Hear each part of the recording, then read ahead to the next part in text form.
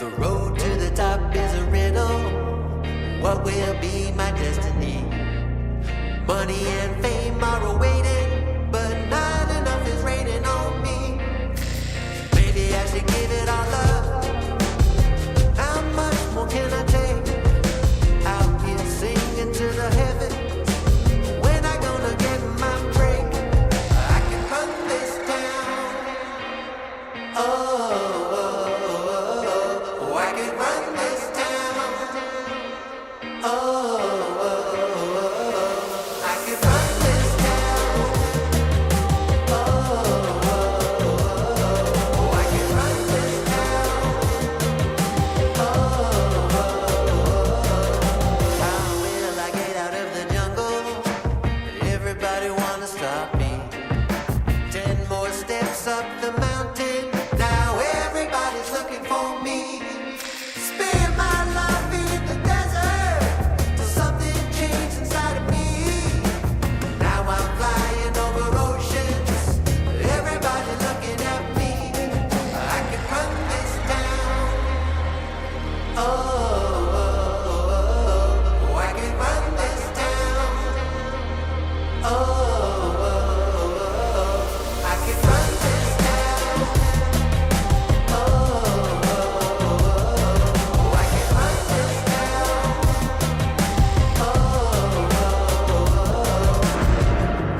Full power, get louder. I'ma get stronger, just watch me. Full power, get louder. I'ma get stronger, just watch me. Every hour, no doubter. Gonna hear my song, just watch me. Every hour, no doubter. I can run this town. Somebody give me the key. I can run this town. Oh, I can run this town. No more doubt about me. I can run this town.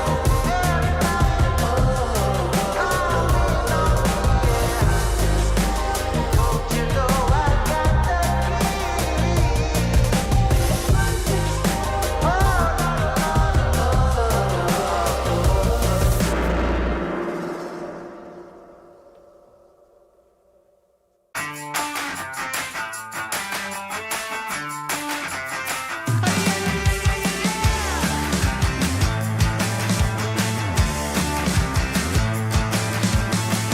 Get up on your feet, this is a shakedown. Order up that beat just like it's takeout. Show me you got soul inside those new shoes. And you can rock and roll with an attitude. So good, so fresh, just the way you like it. Just the way you like it. So good, so fresh. You're the new MC, you got the remix. Keep it on repeat, just let the beat kick. Everywhere you go, you bring the roof down. Everybody knows you got your own sound. So good, so fresh, just the way you like it. Just the way you like it. So good, so fresh. Yeah, you like it, the way you like it. Oh, yeah, you like it, the way you like it now. Yeah, you like it, the way you like it. Oh, so good, so fresh. Get up on your feet.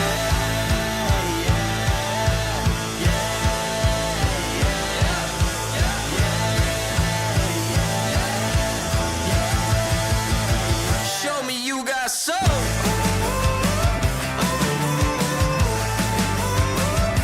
Just the way you like it. So good, so fresh.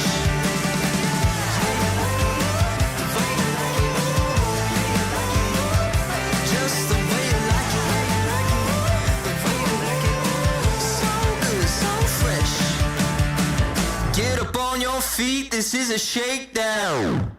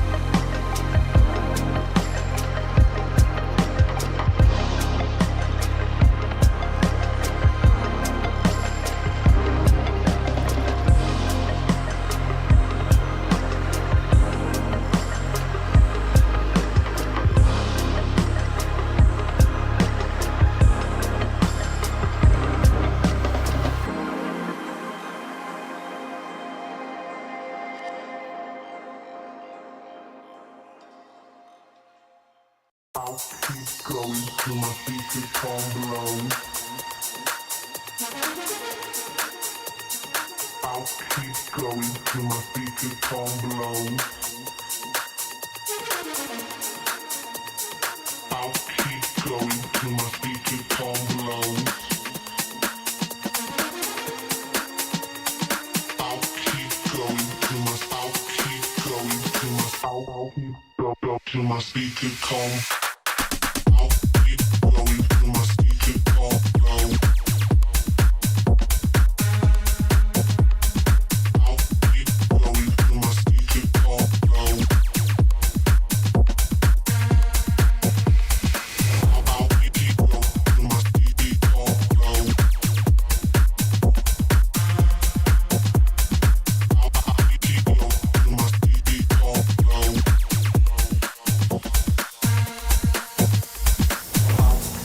Going till my speakers come below. I'll keep going till my speakers come below. I'll keep going till my speakers come below.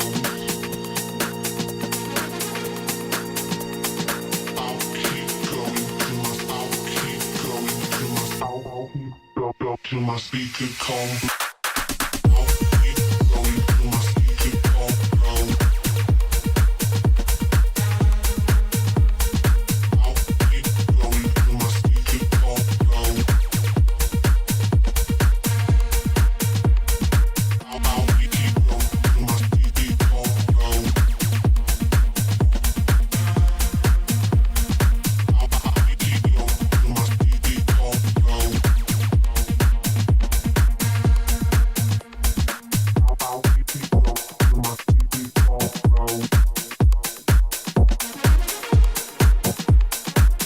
I'll keep going till my speakers come below.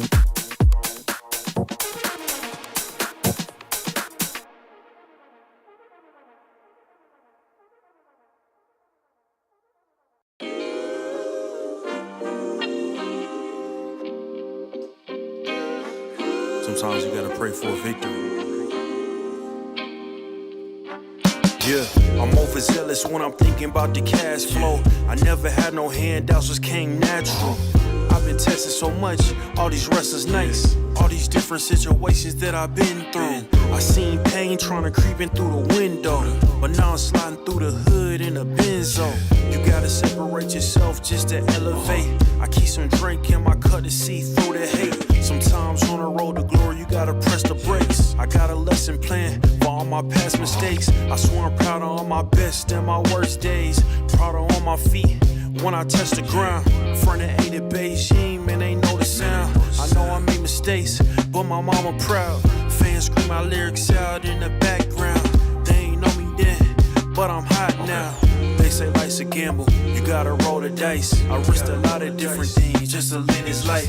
When you down bad, you gotta pay the price. I've been through hell and back just to live this life. They say life's a gamble, you gotta roll the dice. I risked a lot of different things just to live this life. When you down bad, you gotta pay the price. I've been through hell and back just to live this life. I'm faced with a lot of different choices these days. Do a rock and roll Lex account of Blueface. The whole world know my name off a mixtape. I still got the same brothers since 6th grade. G-Wagon red seats, we on Biscayne. Trips to the Florida Keys, we imported these. Thanking God for the life he afforded me. All this jewelry on my body, I could like the hood. I need a brown skinned chick just like Megan Good. Holding up every promise that I ever made. Music in the background, it's a serenade. Been rapping 10 years, boy, this ain't a phase. I paid dues, paid rent, and I stayed the same. I had teardrops running down my face. I've been through a lot, I had real pain. But thank God, cause we really on a better days. They say life's a gamble, you gotta roll the dice. I risked a lot of different things just to live this life. When you down bad, you gotta pay the price. I've been through hell and back just to live this life. They say life's a gamble, you gotta roll the dice. I risked a lot of different things just to live this life. When you down bad, you gotta pay the price. I've been through hell and back just to live this life. What's a life without sacrifice? Sometimes you gotta thank God and just roll the dice. But Pacino.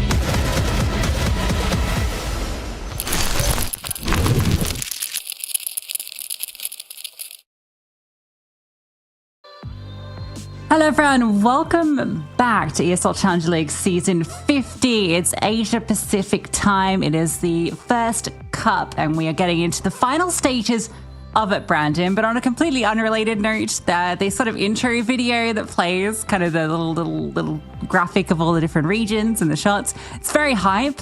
But the last one is just like this beautiful little sequence on Vertigo. And it makes me sad. I miss it. I miss it a lot, especially when it then pans into this Dust 2 overview. Well, it pans into the Dust 2 overview because that's probably going to be the first map in this series.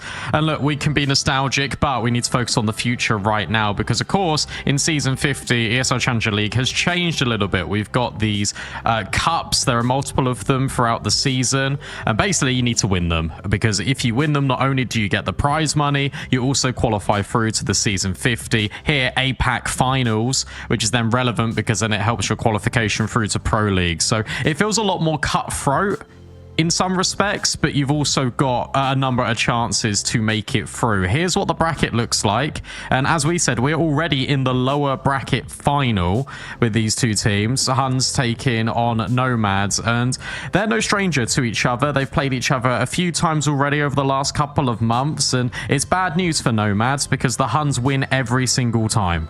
Yeah, for both of them, it's a very similar story in their run here in this cup as well. Both starting off with a dub. The Huns got a couple under their belt, but both of them falling to Lin Vision. You can see Lin Vision have been on the warpath 2-0, 2-0, 2-0, including against both of our teams here today. Lin Vision and Rare Atom in that upper final on Wednesday. Very excited to see how that plays out.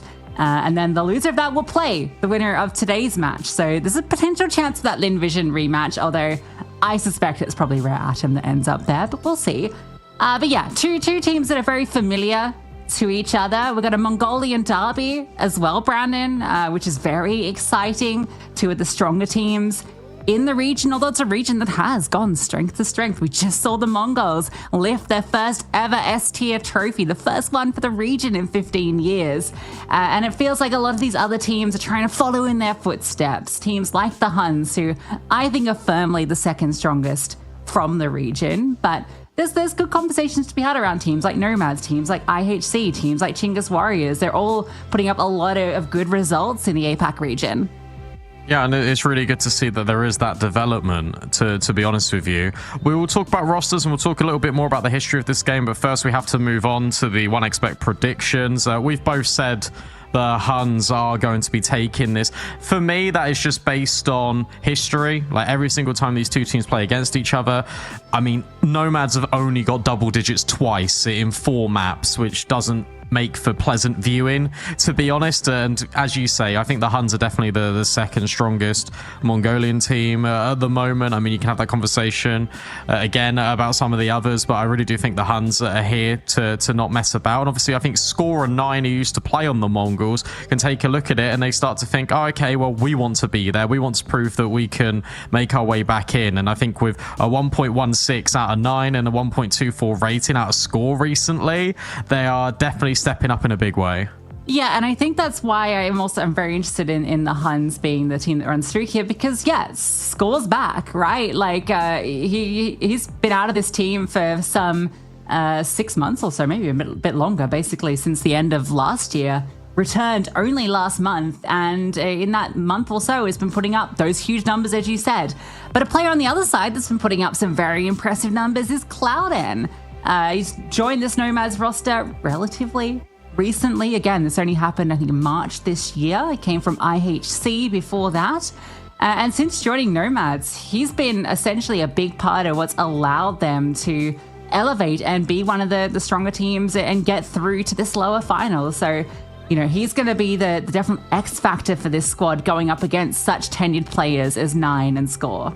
Yeah, I mean, look, when you take a look at his ratings, obviously HLTV put out the 3.0, and you look at the round swing, and basically what that means is how influential is this player in making a round go in your favor, and he's the highest on this team. In fact, he's one of the only positive players to have that stat, but a 2.2% round swing is actually very, very good. So that's why I really think it's important to highlight him here, because also he was fundamental in Nomads' win to even make it to this point. Their previous game, he just top fragged, he absolutely outshines the opposition, and I'm really interested to see what Clouden's got, because I've seen him a few times. I've always been pretty impressed, and I'm excited to see if he can now do it when the pressure is on, when it is third time's the charm potentially for Nomads against the Huns. We'll have to wait and see, but I'm really excited to see what we get out of Clouden. Yeah, I mean, third time's the charm, but we're talking about now we've got a different looking roster for both, really, because Hastika Yes. and Izzer are both new additions to Nomads. Obviously, Hastika kind of needs no introduction, given, you know, he's been around the scene for so long and was one on that Mongols squad when they first kind of broke through, at least internationally, back in a couple of years ago now, 2023 or thereabouts. So it's good to see him back in the mix with this squad. And yeah, you can look at the past results and sure, it all favors the Huns, and I think recent form all does. But there's a lot of questions to be asked because of these changes on both teams. And I think that more so comes in the form of Nomads, just because of what Clouden's been offering. Because we know that Score is, by definition, always going to be a massive firepower upgrade on any team that he joins.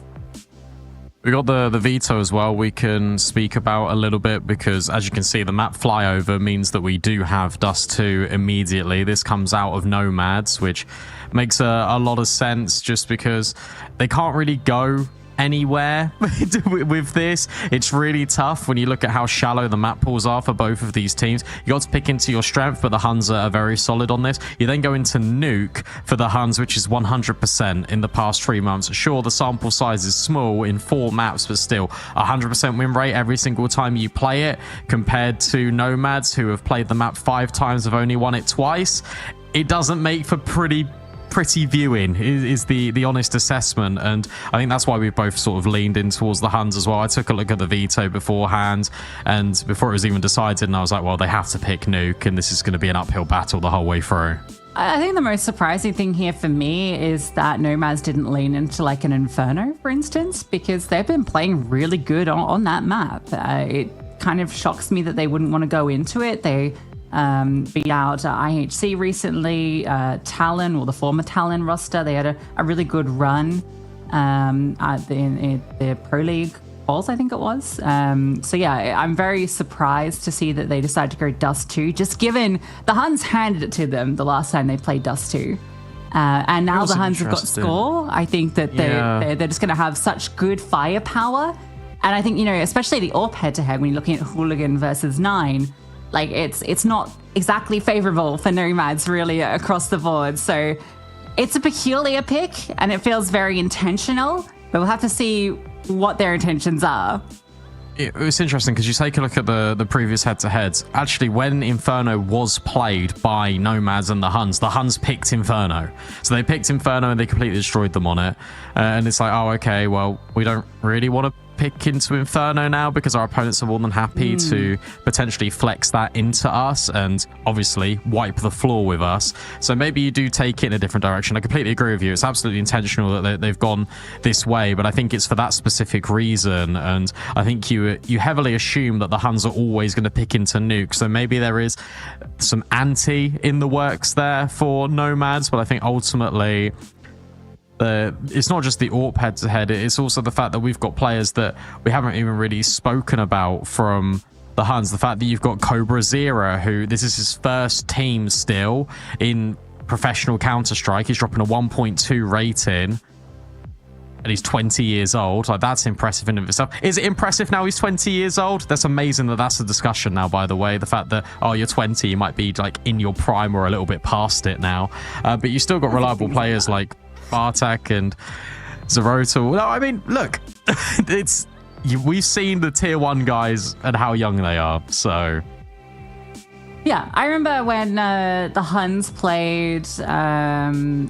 they played Falcons, and I think Cobra Zero was actually really impressive against him. That was the Falcons, Dexter, obviously, and Jisk, but he was really solid there. So I think that he's already kind of shown that even when it comes to playing some of the kind of best, well, maybe not best teams in the world, but tier 1 teams, that he can step up. So yeah, it's a really exciting team, this Huns team. I think it was exciting before the addition of Score, and now it's even more exciting. So I'm really hoping we can... I mean, this is the best sort of avenue for a team like the Huns to get chances to play against the very best teams in the world. And it'd be really cool to see them win one of these cups, do well in the finals, and potentially get like a spot at Pro League, for instance, so they can really get those opportunities like the Mongols did, follow in those footsteps. Although that's funny to say about Bartak, considering, what he's kind of achieved in the past. But yeah, I'm very excited about this team with the kind of 3 stars they have. I just think it's going to be really difficult because obviously I think you put so much emphasis on Clouden, and then I would look to Hazteca and saying, okay, well, you have to be the player now that really sort of steps up and supports Clouden. Obviously, Hooligan will have chances on Dust 2. But I feel that's the only chances he's really going to have. And if 9 starts out strong, then we're looking at potentially a very quick day in the office for the Huns. And I hate saying that before a game goes live, especially because we're in a lower final. But the reality of the situation is the Huns are on a different level right now. They are beating every single team that they are coming up against, bar Lin Vision, bar FlyQuest, and that was 3 weeks ago. But outside of that, I mean, I've not played the greatest amount of officials, but every single time it's normally a 2-0 victory. They beat IHC, that one was a 2-1, but 13-6 on Nuke against IHC, especially with Yami and Coolast in that mix. I start to think, oh, okay, well, this Huns team is on a completely different level.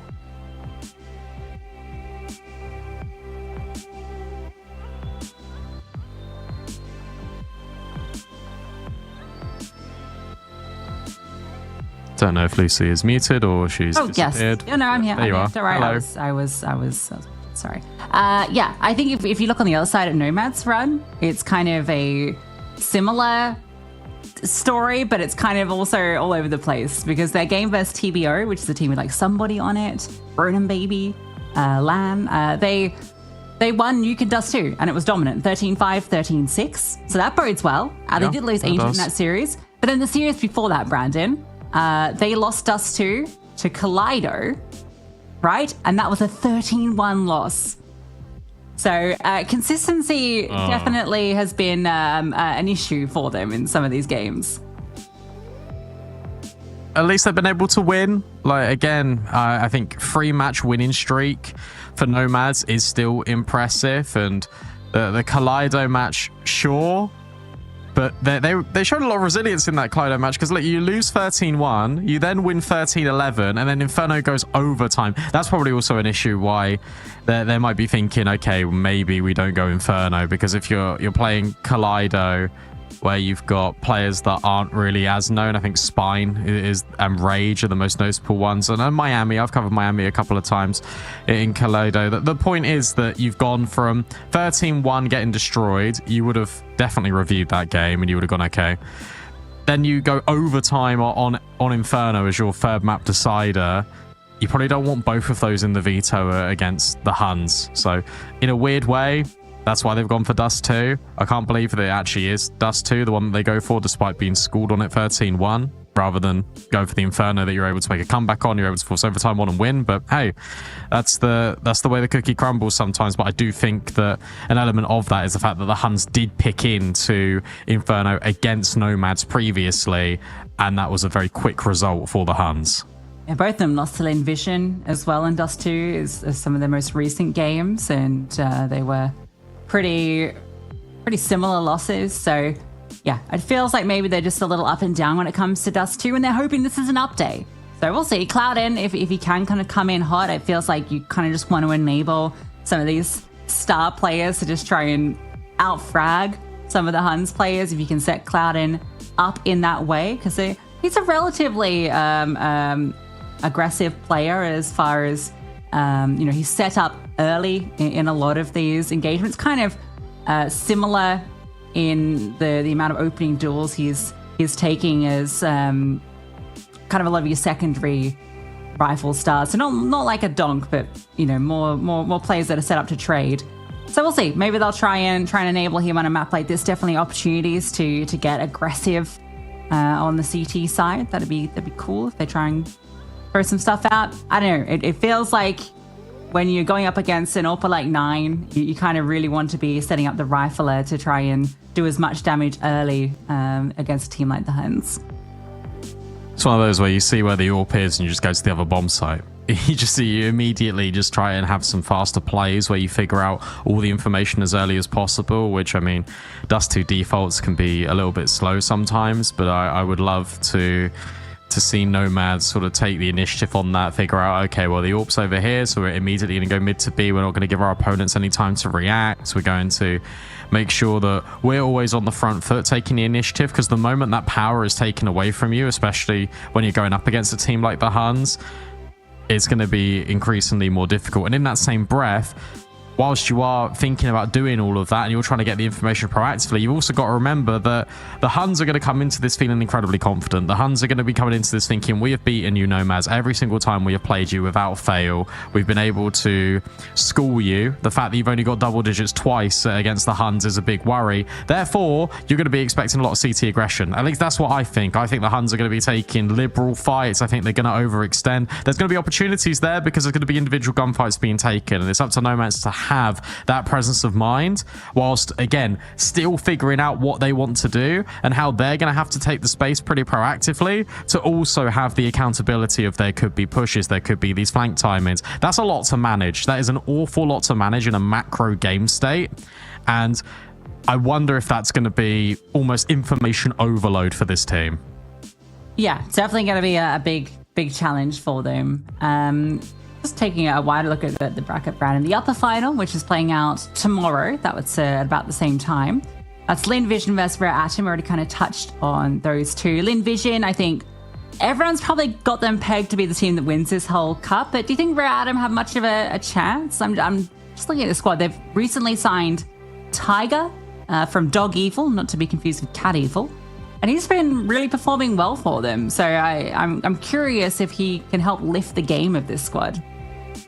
Yeah, he was also on New Happy, if memory serves, and I really liked when we got to watch sort of some like these teams in Challenger League in seasons gone by. A 1.24 rating out of Tiger is incredibly impressive.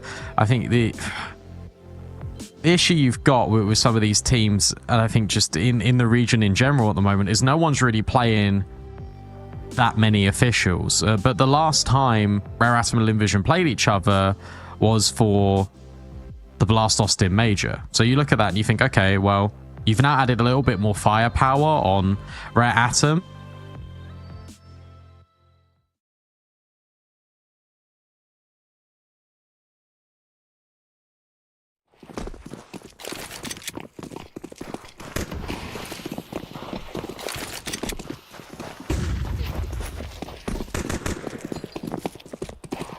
Got the P250. Bomb can be committed. They've got to take space in short. They're even planting for it, so they really want to fight forward into this position. The Gush comes through, and the follow-up headshot does the job. There is this push from long. Yeah, Nine's going to catch Cloudin off, and is there as well. Two great shots. Now the dual Berettas look to get up close, but we're looking. Let's start with one. With the plant for short, well, now it all falls to Hanks, who is tapped out immediately. Talked about Nine's firepower. That's not a way to hype up your teammate who has just gotten 3 kills and secured the round for you. I'm surprised that that falls apart as much as it did, because I really like the idea for Nomads. You take the space. I said, look, you got to go in towards short, because it can be so easy on these Dust 2 bomb sites to be overwhelmed, and the whole bomb site can feel claustrophobic because you've got the rotation from CT. You could have the rotation in from middle in towards short. You've got the long flank. There is that possibility.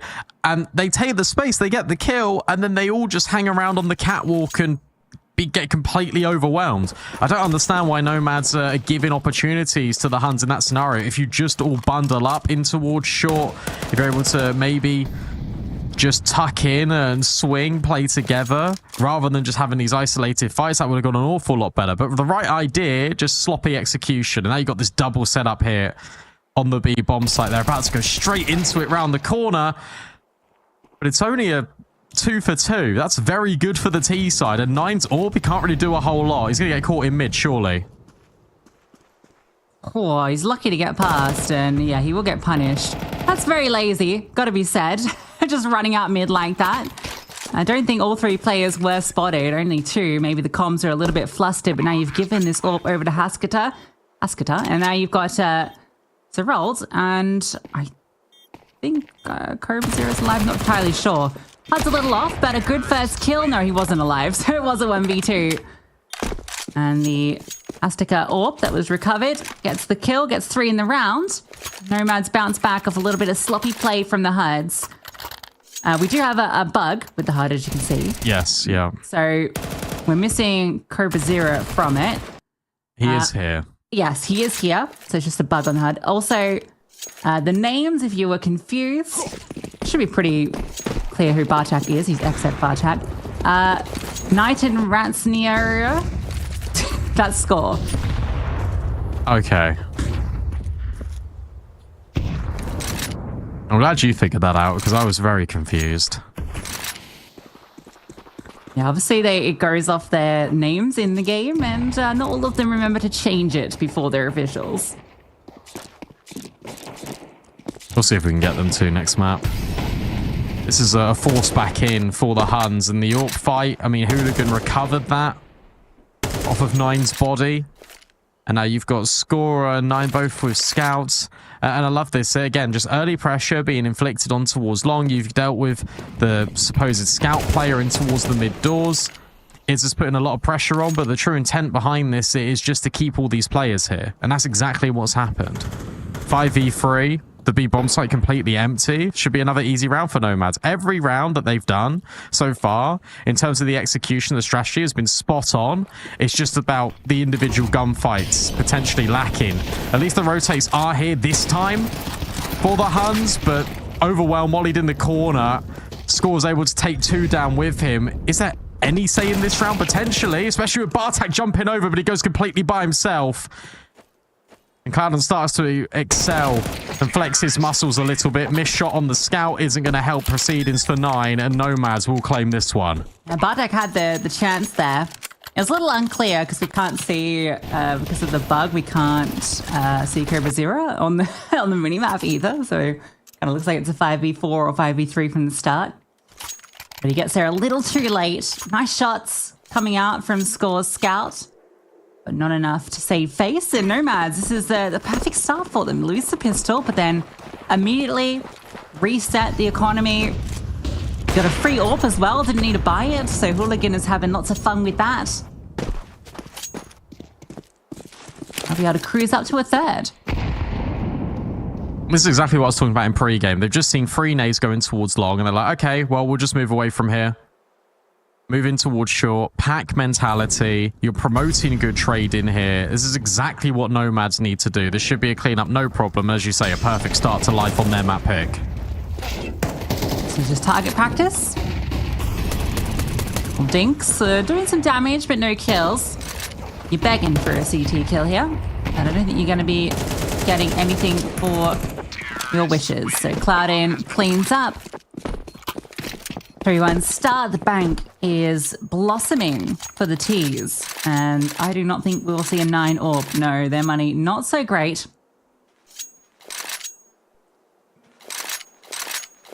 Maybe a bit of a humbling start for the Huns. I think especially after that second round with how sloppy it was. Yeah. They're going to look to maybe lock in a bit here and focus, realizing that it's a chance they could get upset if they're not careful. Oh my goodness me. Another tag. This AWP is doing serious work. Hooligan has already done over 600 damage in this game and counting. Still applying the pressure. Score, that is brave. And now you've just got individuals making errors consistently now for the Huns. That's a nice nade out of 9, but he feels like he's got to find a multi-kill. He feels like he needs to be this difference maker. There's so many mollies, but none of them are affecting him. Maybe that could be the gap that they need. It was 3 Molotovs, and they all landed in the same spot. It was a sea of flames. The retake though, 3 on 4. They're trying to find their way out through CT, and they lose Cobra, so I think that's got to be the disengage. But you've already got players hunting, and they don't even get a chance to get away. All right, coming in with a bit of firepower today in Nomads, feeling confident in their duels, and it is showing. Obviously, the leg shot onto Score early. I think that's what incentivizes him to go for a bit of a cheeky play, pushing through the smoke. He feels that, okay, low HP, I've got to try and catch someone off guard. Maybe this AWP, if they're not ready for a play to push through, I can find them and get away. But he goes down. The short fight is 1 out as well. And then from there, it's pretty straightforward. It's too easy. Well, I know we're on a low buy here, but it's all too easy. Hooligan has got complete free reign about what he wants to do in mid. He's being boosted every single round, and the Huns should really be aware of this. And they're just letting him get kills over and over and over again. And now it's starting to feel like not a HUD bug, because every single time the Huns are starting with a player down, Cobra is able to get rid of Clouden, but he can't recover the gun, so he's out of there. There are still 2 players here on this A bomb site in addition to him, but one of them's been naded down to bare minimum. And it's not like he can rattle off a deagle shot because he's got a 5-7. Swing out from Bartak will at least get 1. They're trying to cause a little bit of chaos here, the Huns, but it hasn't worked. Didn't see Zerold? Now they know. These pistols are just running around, crazy style. I think the threat should be eliminated unless Cobra hits that shot. Hanks needs to find success on his lurk, and he's running away to pick up pistols, but it's okay. Hooligan finds Cobra. And our HUD is back, but Zerold's chances in the round, not at all. He's being held for on this little walk as well, so they'll do okay against the half bite. There's a moment of scariness, the most competitive round yet, really. And that's individuals of the Huns starting to step up, and you can start to see that, look, they do have the capabilities to turn rounds like this on its head. But the reality is, their Counter-Strike right now is so sloppy. Like, it is some of the worst macro I've seen in a very long time. There's just so many individual gunfights going on. You compare and contrast that to Nomads. They're all playing as a team. They've all got the same idea of what they want to do. That is ridiculously brave out of Score. But at least I was going to say gets back, but he wants to try and take this fight. He needs to try and bait Cobra in. Smoke goes down though, so I think it's going to dissuade them. But yeah, hyper aggressive, really puffing up his chest. 9 gets a whiff of Hastika trying to curl up, but he'll just fall back with the AWP on the line. You do not want to shift walk into this angle, and he won't. Wide swing into it, good headshot, doesn't find the kill, and it's the roll that will punish. Nice. Angle with that M4. A lot better immediately. You've got that little bait and switch. You've got players playing together a little bit more on the CT side. That nets you an opening kill. You don't lose your AWP immediately in the first 20 seconds. Zerold's already rotated down towards CT. He's got this elongated crossfire with Score. And if you go in towards this A-bomb site, you go in towards short, you have to hit 9 off a headshot angle. And he's got that quick rotate in from CT. In addition, he's got the guy in from long. Missed shot, baited out by Cobra. He's going to drop the smoke, and that's going to push Nomads back. It's going to delay things significantly as well. A break to allow Clouden to work. It feels like he's critical to giving them this space. They're watching on either side, and both Score and Bartak find a frag apiece. Hooligan finally answers back. They're running out of opportunities. Bomb scoop back up, 25 seconds. Maybe a chance into this A-bomb site, but they've got to get past the AWP of 9. Ollie will land forward, and he has an open line to find that first shot. He's just looking for that repeat opportunity. Nice shot from Hooligan. For time, the limiting factor, and more support arriving, but more headshots landing. Surely there's no chance here. The time should be the end of it, even if he finds that kill. If he kept his gun out, maybe there was a chance for the flick up. But Score will make sure it's a second for the Huns. A lot of damage, really, considering the circumstances in that. That was, in essence, a 1 versus 4. And Hugan's able to grab all of those kills. Remarkable stuff because it keeps the economy honest. Look at these replays. No one's got any money in the bank, really. So you win that round, but it comes at a great cost. A couple of Famises, not the most amount of utility that you'd hope for if you're the Huns. But it's that design of round. It's that structure.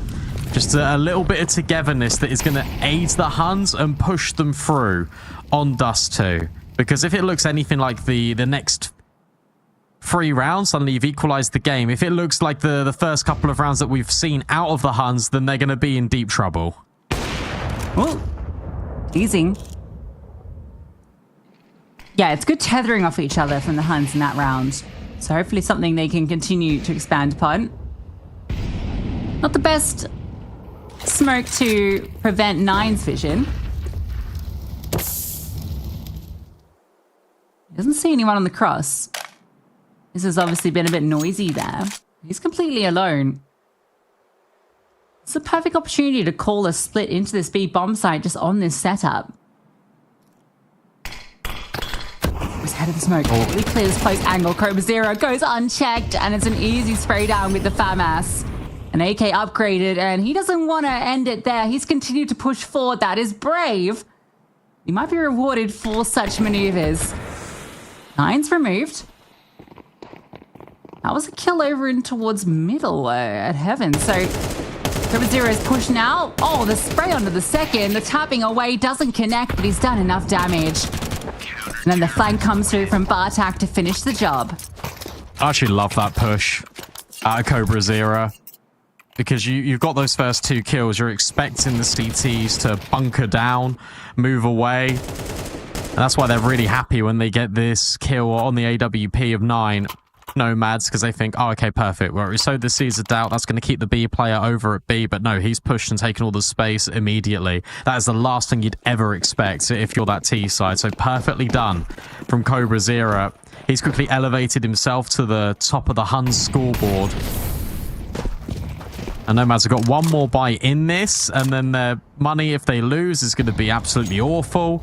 They can equalize things, and it's amazing. It just feels like they've flipped the switch, and they've gone, okay, we're going to start playing proper Counter-Strike now. And as soon as I say that, Score just walks into the open on 3 people, so maybe not. He's been raring for fights in middle.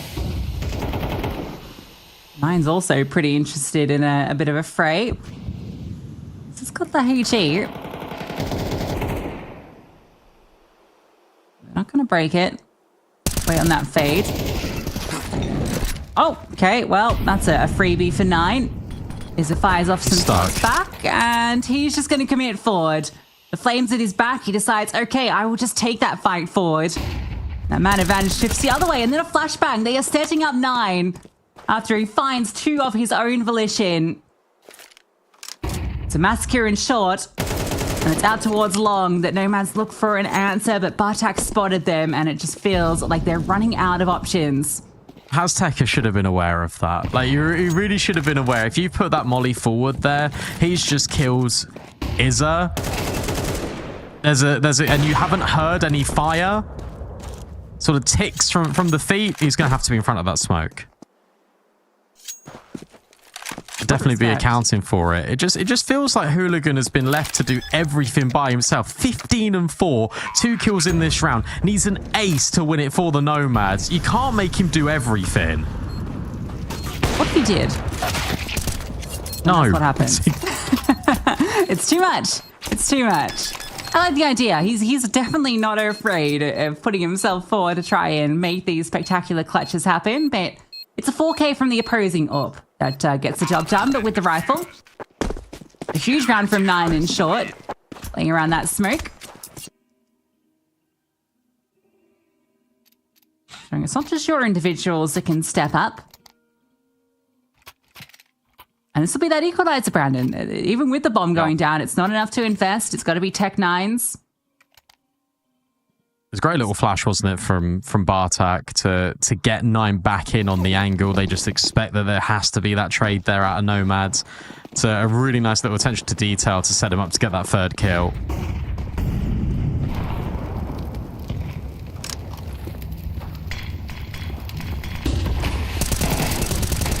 They did go for the hero Galil, but it's gone. And the bomb's gone. So, very fast play up short from Hooligan, who has again found success. Again, left to his own devices to try and pick it up. We'll pick up the AK. Oh, nice kill. Damage is good.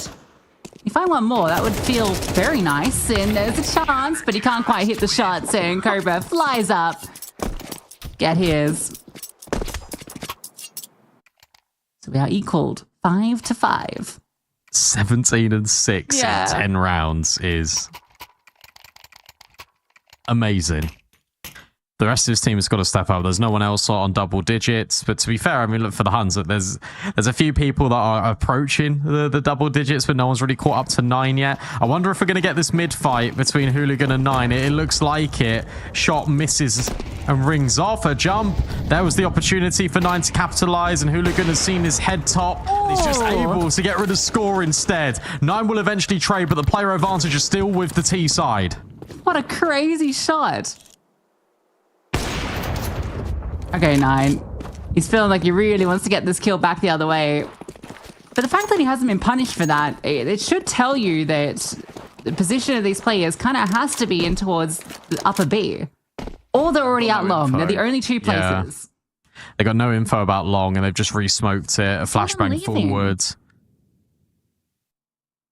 That's true, he did. I don't know why there's another rotation. I guess you don't have true information about whether there was a lurk over it being the first instance. Cobra Zero feels a little bit hard pressed, but he'll make his way into the bomb site. He gets hit in time. That molly, it's not going to upset him, and the lineup feels really good. He needs a multi-kill to keep Huns alive in this fight. It hasn't happened, but the rotates are here. Got here just in time with the Flames, keeping 9 at bay. Can't peek into that angle. The Flames somehow not affecting the bomb planter. More HEs doing damage. No flashbang to try and get this going. Roll drop the smoke just to cause some confusion and maybe allow some additional angles, but they've got plenty of bodies to cover all of the approaches. This is AWP that he's picked up off his teammate. Will fire off at 9, peeking out, and I think that's the signal to try and disengage. You want this AWP into the next round. Money's still pretty good for the CTs of the last couple, so they can do some damage. It feels nice, and yeah, only 1 lives, and is at least the AWP. I think he will live. I don't think 9's hunt will do anything. So 6 on the board. The Huns have enough to invest, and tying up would still feel pretty good considering how this half started. Yeah, Cobra Zero, his spray previously in lower tunnels when he was on towards short was fantastic. This one was unfortunately just a little bit mediocre.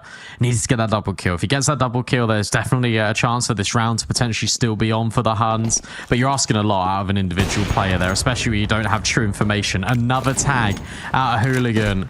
Score has elected to go for the double AWP, and well, it's dropped on the floor. I don't know why they keep giving him these fights in mid. He's gone for the peak every single round he's had the AWP. Surely you just don't go for it. Yeah, Hooligan's been crazy. He's hitting some ridiculous shots, like sort of guy I end up playing against on Dust 2 if I ever have the misfortune of ending up on this map. Default skins, 19 for 7. Yeah, that checks out.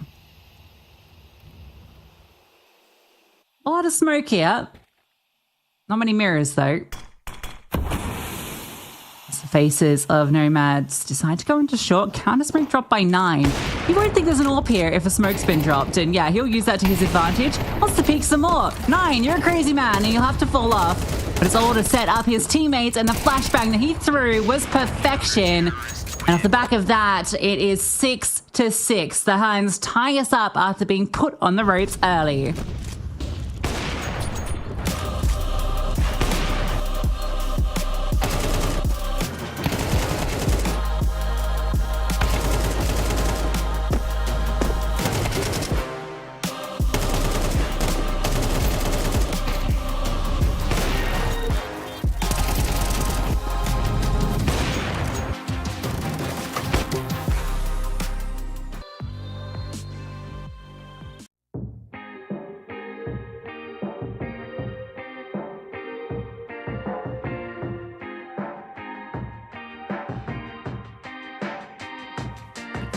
The road to the top is a riddle. What will be my destiny? Money and fame are awaiting, but not enough is raining on me. Maybe I should give it all up. How much more can I take? Out here singing to the heavens. When I gonna get my break? I can run this town. Oh, I can run this town. I can run this town. I can run this town. How will I get out of the jungle? Everybody wanna stop me. 10 more steps up the mountain. Now everybody's looking for me. Spend my life in the desert till something changed inside of me. Now I'm flying over oceans. Everybody looking at me. I can run this town. I can run this town. I can run this town. I can run this town.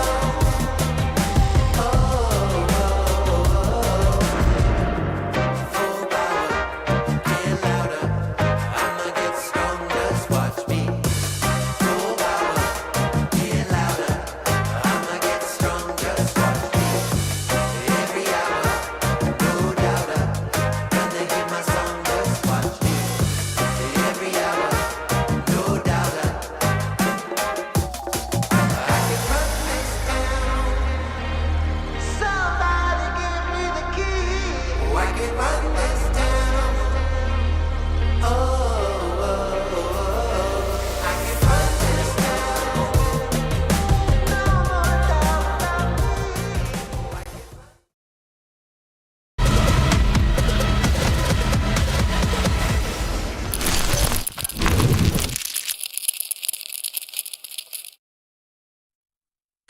I think the Huns will be feeling pretty good considering they equalised the half after being down 5-1 at one stage. Nomads started off strong, the Huns started levelling up, and now they have complete leverage of what they want to do here on the T side. It's a fast B play, there's a few defenders here, and immediately the CTs all chime in with kills. No response for the Huns, they're sent scrambling.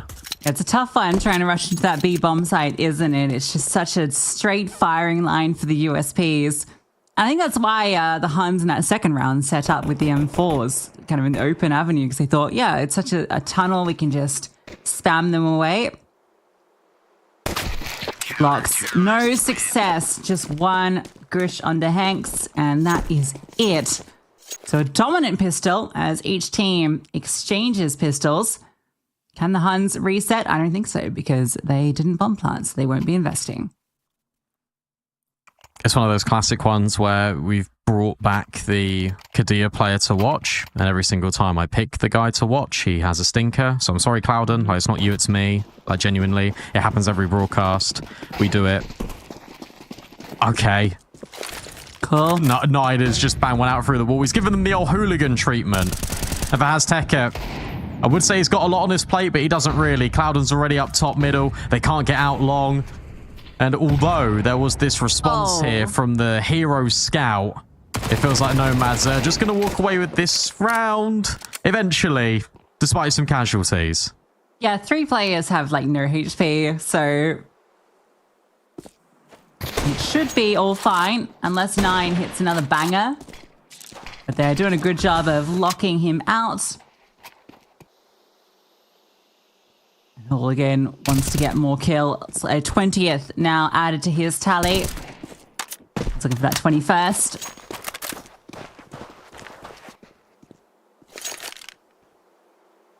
All right, Sorrel, what's the Steagle look like? Score's got his coming. This is the best avenue of approach with the weapons they have. All right, the Shadow was down. Flick down. 9's chance.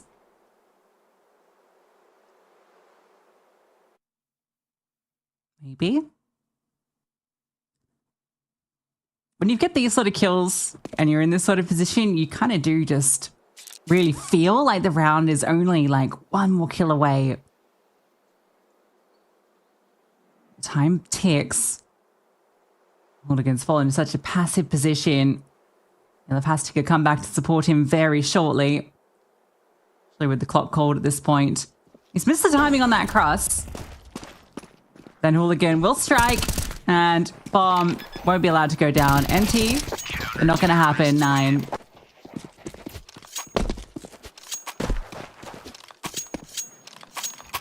It was only a hero scout, and they still got 2 kills. Didn't get the bomb down, but they still did a little bit of damage. Now you're going to be investing in behind this. If you're the Huns, though, you're not worried about what's happening right now on the server, but you would ideally love to get this first gun round immediately. Score's got a Mac 10, and so does 9. So I wonder if this is going to be a fast, punchy B play. Didn't really work on the pistol, did it? Well, they are just going to run it back, so we'll see. Score at the helm of things and has to gets his M4 out, and they're stuck in the doorway. There's a traffic jam. They get through, but it's come at a lot of traffic casualties. Bomb has been planted. Flash. Good. Bartak can't help his teammate, and Cloudin just flies through. You know, when the side switched, I thought, okay, yeah, sure. Nomads have really shown up in this first half on the T side, where they've kind of outclassed, hit some great shots, some good calls. But I think when the sides swapped, that Huns on the T side, just purely through the individuals they have, would just be able to kind of step it up and run away with the map. But it's really been the opposite. Nomads look very much in control. It feels really uninspiring of a T side so far for the Huns. We've rushed beyond the pistol, we got shut down. Next round, like, you've only got 1 scout, whatever. But this round, again, you just rushed B and you've not actually thrown any utility. You've not really dropped any flashes to get out of the tunnels. You've just smoked the molly. And you're trying to have that element of surprise, relying on the fact you're going to hit the first headshot. Hazteka does brilliantly in this situation. Now we get a little bit more of a default. It's Hazteka again. He's been so dynamic on this CT side. Was out long in the second round. Then B, now here on short, taking first contact wherever he goes. Can't connect the shots, but that molly is going to annoy Cobra Zero.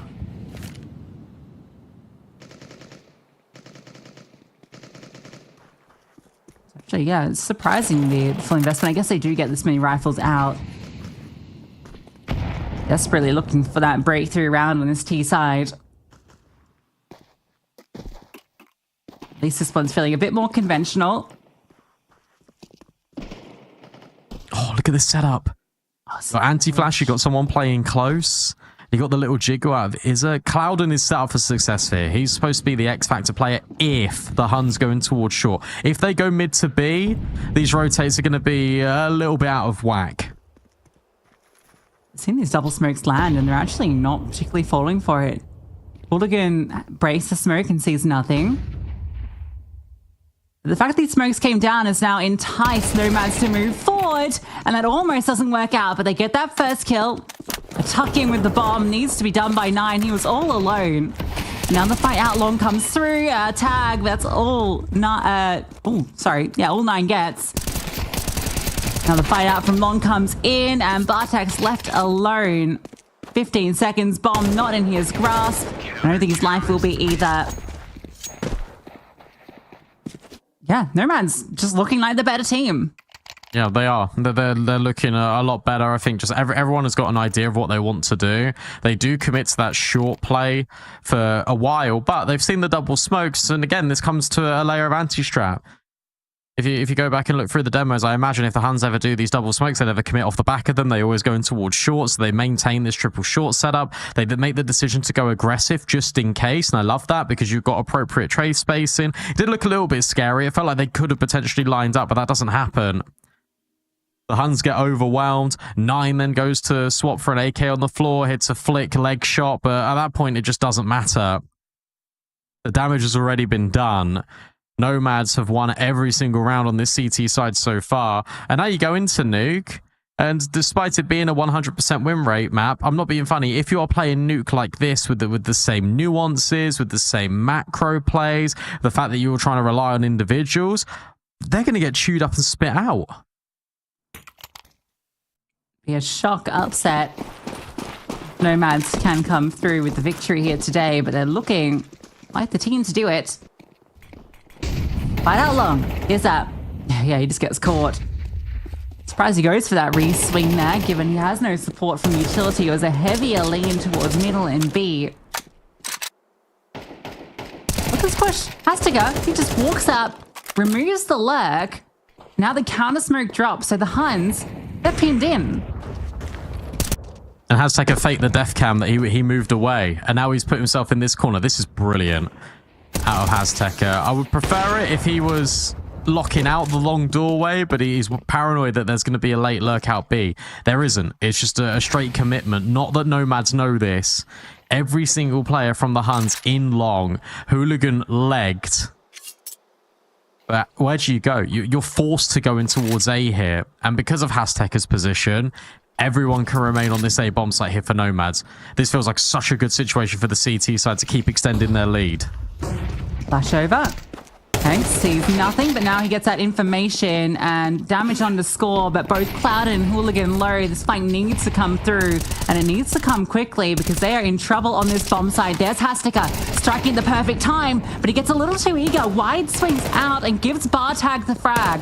Cobra Zero looking to push this Orpha off, and with the HP bars as they are, and with Cloud and falling, Hooligan for as good as he can be, he has no chance in the 1v3, and so the Huns, despite being penned in, find their way out.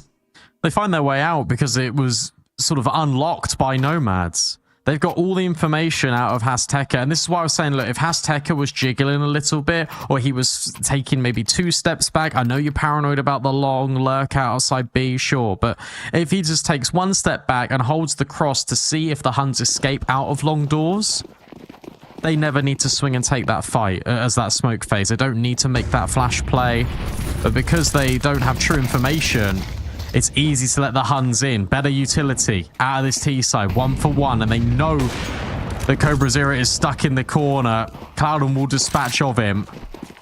And this double AWP setup at the moment is holding, but you still got 9 on his sniper.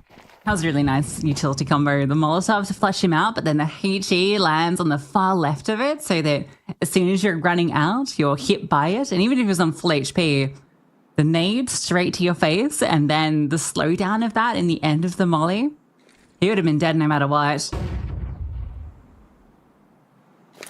Back of that, yeah, it's forced them to look for answers elsewhere, and B has not been that place for it. The second AWP we can see on the line. It's a really cool angle. Over the shoulder. Looks like we're playing Gears of War. Hanks' POV as he is scoped in, finds success. Drops the Sentry, that'll split up the T's, then it's straight into the rifle, and then he can just swing out for success. A perfect setup from Nomads. They're playing like by and large the better team, as we've already stated, but as you say, just the separation of players out of the B bomb site, the fact that it is the AWP takes the first contact, then the rifler comes in, still with players close ahead of that incendiary. Okay, that gives the space then for the AWP to come back in for another peek, and you still got this rotation from mid coming over. It's easy. I think that is the best adjective to describe this. Oh, he's done it again. Sure. Headshot on his, but Hooligan will trade up to 23 kills now with a 2.3 KD. Nomads within touching distance of taking their map pick. We did call into question, oh, why did you pick Dust 2? Could have gone for an Inferno. Well, this is why, because they're looking sharp on this map and the Huns look uninspired. Yeah, Hooligan's like in the DMs this morning, and he says to the guys, listen, I am feeling good today. Can we please play Dust 2? I just want to take fights. Bartak's like, you got it, champ. Go get him. He is indeed getting them. They have been got 23 times.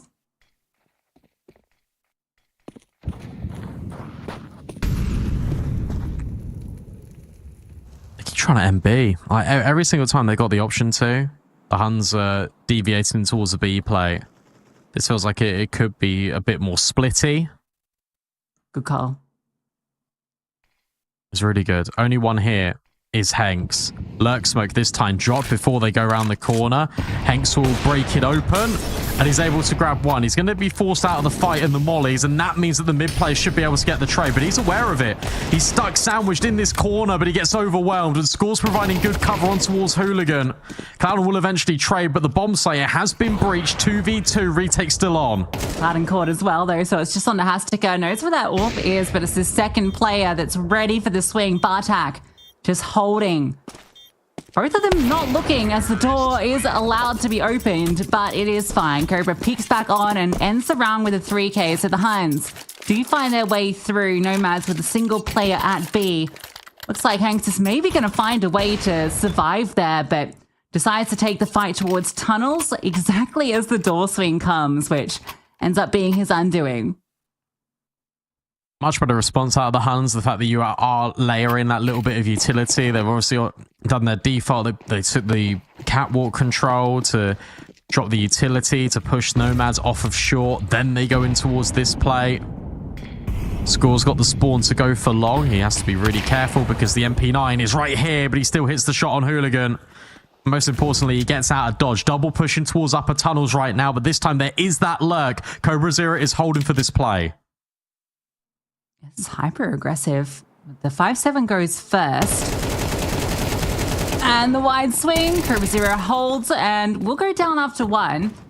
Hanks might have trouble getting out of here, maybe not. He's ready for that 9 swing from lower.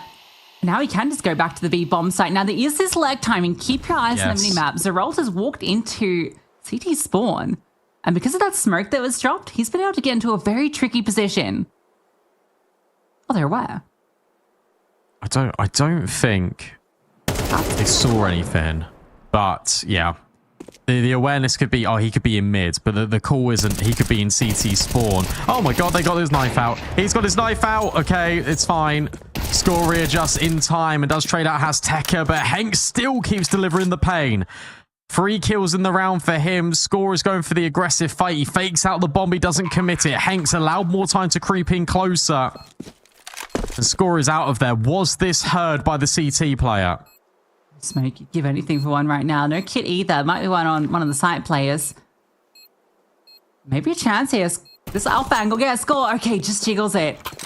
Now the fight forward. Oh, Molly picked up. Molly picked up, and that is going to be the undoing. No. The smoke goes down, and this is wasting precious time off the clock. Hanks, there's no chance in it now, even if he finds this kill. The smoke. Score just staying alive. Has done enough, and he'll even get that final kill. So on to 9 are the Huns. It's a little dicey there, but that lurk ends up working out quite well for them. Yeah, good timing on it. Zerold realizes, oh, Hanks is stuck in lower. Also, Cobra Zero has killed an additional player in tunnels. There's not going to be anyone in towards middle.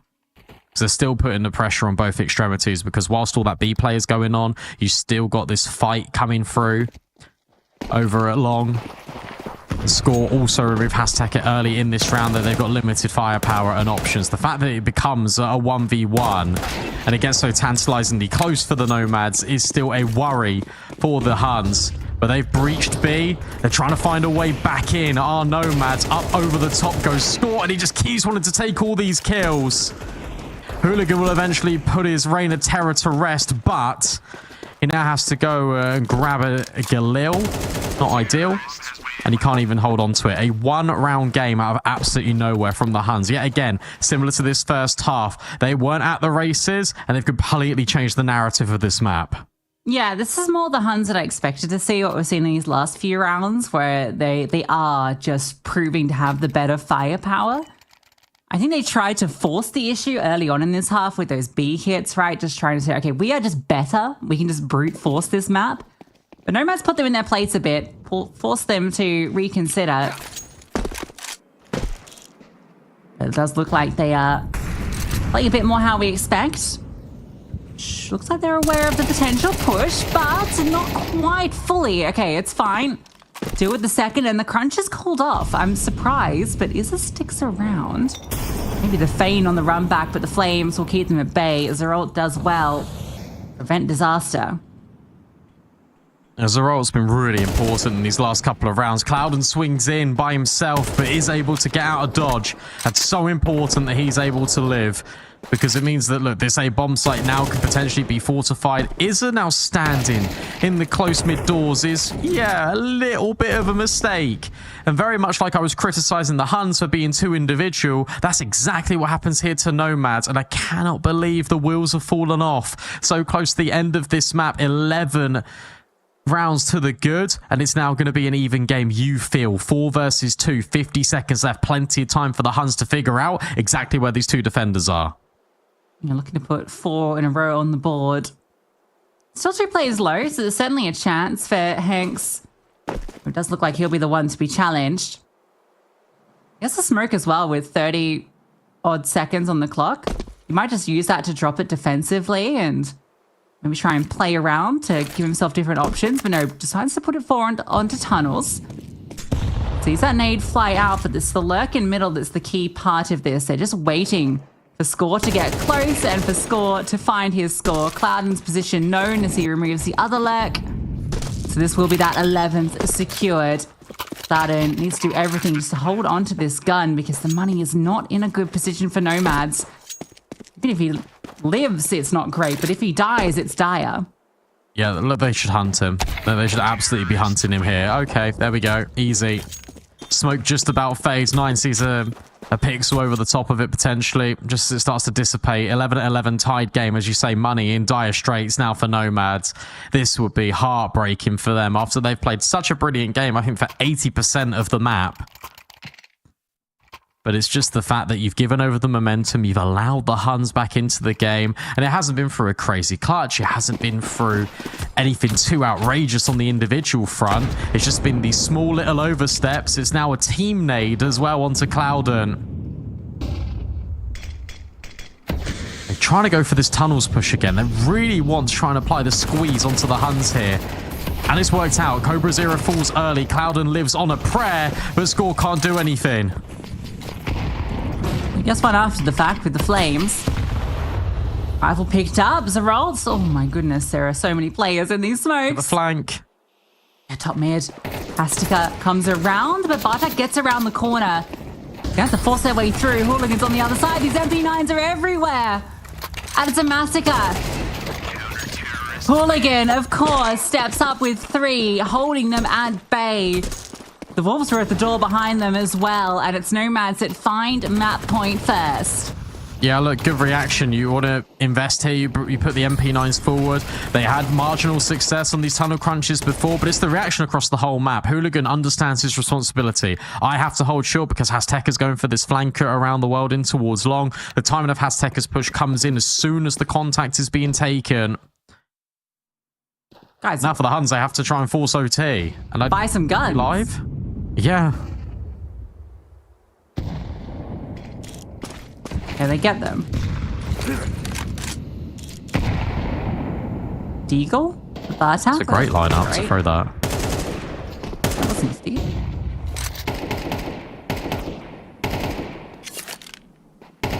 Okay, don't go pushing now. Izza, I'm looking at you. Currently tucked in the corner, is playing anti-flash, and Azteca is the one that takes the primary contact, and then Izza is set up for success here. If that happens, if they go in towards long, it doesn't look like they're interested, the Huns. I'm going to keep it simple. Moving towards short. Not smoking these mid doors, so they're not seeing any presence here. The AWP. You figure if not in this position, and if they're smoking out long, the AWP is either B or short. Process of elimination. Again, falls back to a more passive line towards the site. Still keeping an eye on this short angle. Time's going to be a problem here for the Huns. It looks like they just want to try and get mid to B. A re-smoke goes down. 26 seconds. Clouden worried about a split coming through, but now gets the information. They are on their way, and he can hold for one. Nice shot from Bartak. Means Hanks is all alone on this bomb site. Can he take any down with him? Oh, yes, he can. He takes down 2, and that's enough, surely.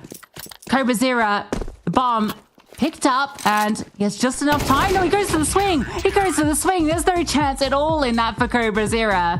And so it's a 13-11 victory for Nomads. Yeah, look, it was very touch and go for Nomads towards the end of that game, but overall they played the better Counter-Strike. Huns, there was some really interesting rounds in that where you start to think, okay, maybe you can come back into this. They have better trade space and they have more of a clearer idea of what they want to do. More importantly, they did things together.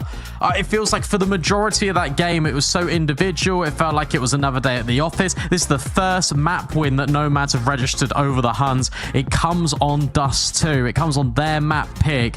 And now if you're the Huns, you've really got to reset and refocus because you're not going to be happy with how that's transpired. Sure, you go into Nuke. Sure, you've got that safe callback. But if you're playing that individual Counter-Strike, if you're playing the way that you just did on Dust 2, you might get rolled over by the structure of Nomads. Yeah, I mean, to be fair, Hooligan played some insane CS throughout. But yeah, they got owned, and now they got to bounce back on Nuke. We will see if they can do it after this.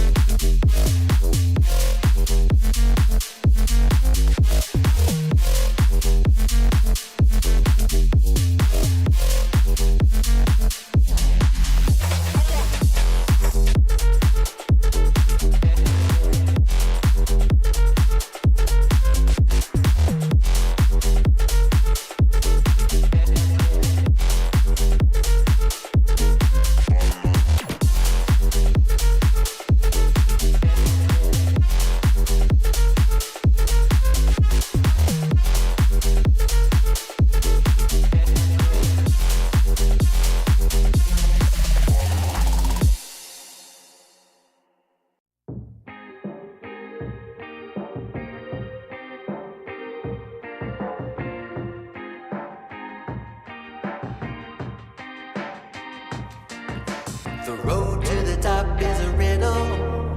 What will be my destiny? Money and fame are awaiting, but not enough is raining on me. Maybe I should give it all up. How much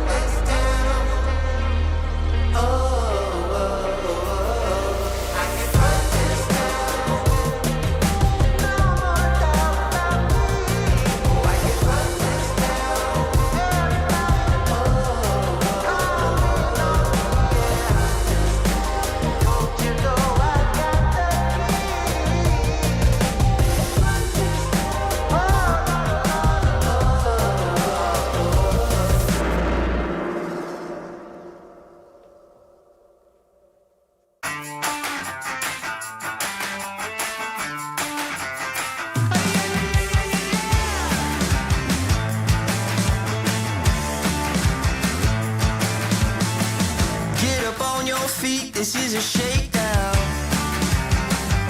Order up that beat just like it's takeout. Show me you got soul inside those new shoes, and you can rock and roll with an attitude. So good, so fresh, just the way you like it.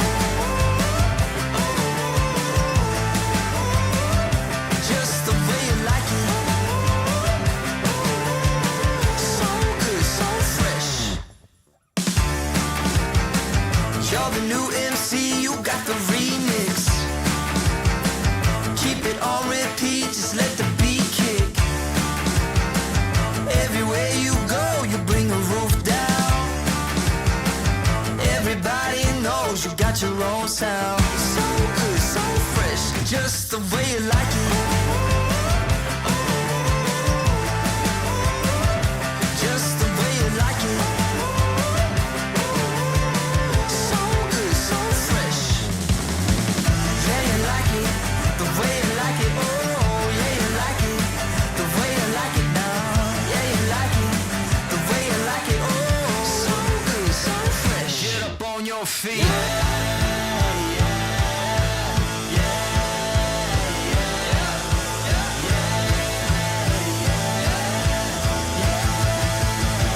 Show me you got soul.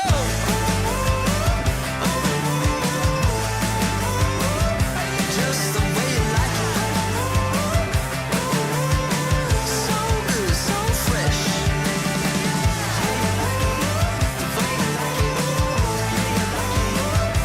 Just the way you like it. The way you like it. So good, so fresh.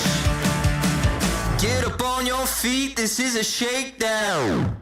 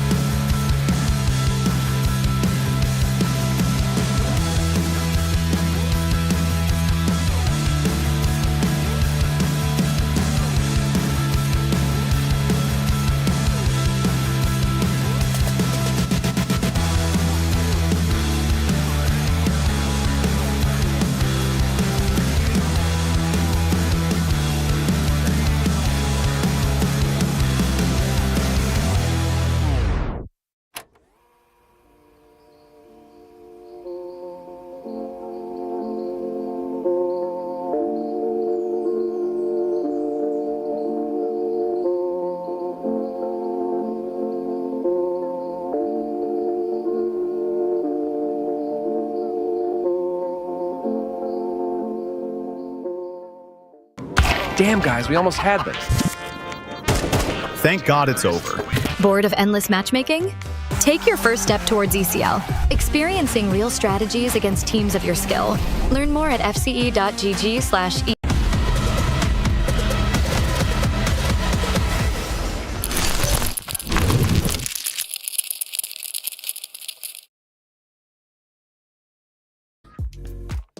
I love the little animated chickens every single time they get used in Counter-Strike adverts. It's really cute. Nomads were able to overwhelm the Huns on their map pick of Dust 2. Comes right down to the wire, but the Huns aren't able to force overtime. So we go in towards Nuke. This is the Huns' best map. I think Nomads are going to have maybe a trickier time on this, but let's be honest, the Huns have really got to pull their socks up. Yeah, not a good showing from the Huns. I mean, the scoreline 13-11 looks competitive, but it did feel like they were really not looking like as good a cohesive unit on a map like Dust 2. So Nomads are able to punish a bit of sloppy play early, lets them take that map, although the Huns definitely rammed up towards the end. And I think off that, going into Nuke with the history they have on this map, Brandon, I'm predicting a 3-mapper. I can't see it going any other way, but I'd love to be proven wrong by the Nomads. Yeah, look, I'm gonna go the other way, and I've just for drama for the broadcast, right? But I think that the fact that we obviously Arcadia players to watch was Clouden wasn't really needed. Had some important moments towards the end of the game. Hooligan stepped up in a massive way. I think Hazteca and Hanks really elevated their performances, where their AWP almost went dormant on that CT side because they didn't really have to do anything. The Rifles really elevated their game. Everything felt a lot more, again, in conjunction with each other, comparably to the Huns. If you get that same reaction, and then if you get Clouden in the mix, providing that X factor that we have alluded to and we've sort of been begging for in this series, and there's a real argument that they can take this 2-0. It's going to be difficult, obviously, given the stats, given the recency bias, but hey, they just got their first win over the Huns when it comes to map victories. Why not do it in a series manner? And what a way it would be if they're able to take this in 2. Yeah, I mean, it was a little bit of a life game from Hooligan. I think that's his best map, at least this season. And in fact, looking at it, that's one of his best maps of the entire year. So I'm not sure how, much he can replicate that. But hey, if you're always firing off at a map like Nuke, then that bodes very well. Nuke has been a bit of a struggle for them. They had losses to boring players. Chingus Warriors, and a 13-1 loss to Lin Vision. I did highlight they had a 13-1 loss on Dust 2, so I'm not sure how much to read into these kind of disparate results, but it does feel like today's a good day for them. So I'm hoping that we get more of the Nomads from Dust 2 than what they've played on this map before. Hashtag is going to be so important, and the resurgence for him, especially on that CT side, I think was really influential in the fact that Nomads got off to a hot start. I think you've also really got to credit their hot starts in both halves, right? You lose the pistol, but you win the force buy. On the T side, you break the economy early. Then on CT, you win the pistol, you win the force buy, and you just kept going. First gun round was a secure victory, but right there and then, that is 7 rounds out of the 13 that you need if you just have strong starts. So maybe if they are able to get the pistol and then build forward on that, then they could potentially run away with the game. When they had the momentum, they were very good. CS2 is in a state where momentum is such an important thing at every single level of competition. And if the Huns, obviously, they're going to be feeling a little bit hard done by because they fell flat on Dust 2. If they come into Nuke in the same manner and they get battered down early, how does your motivation look for it? How do you build back into that second map? That's going to be the hard question, and that might even be the reality here for the Huns.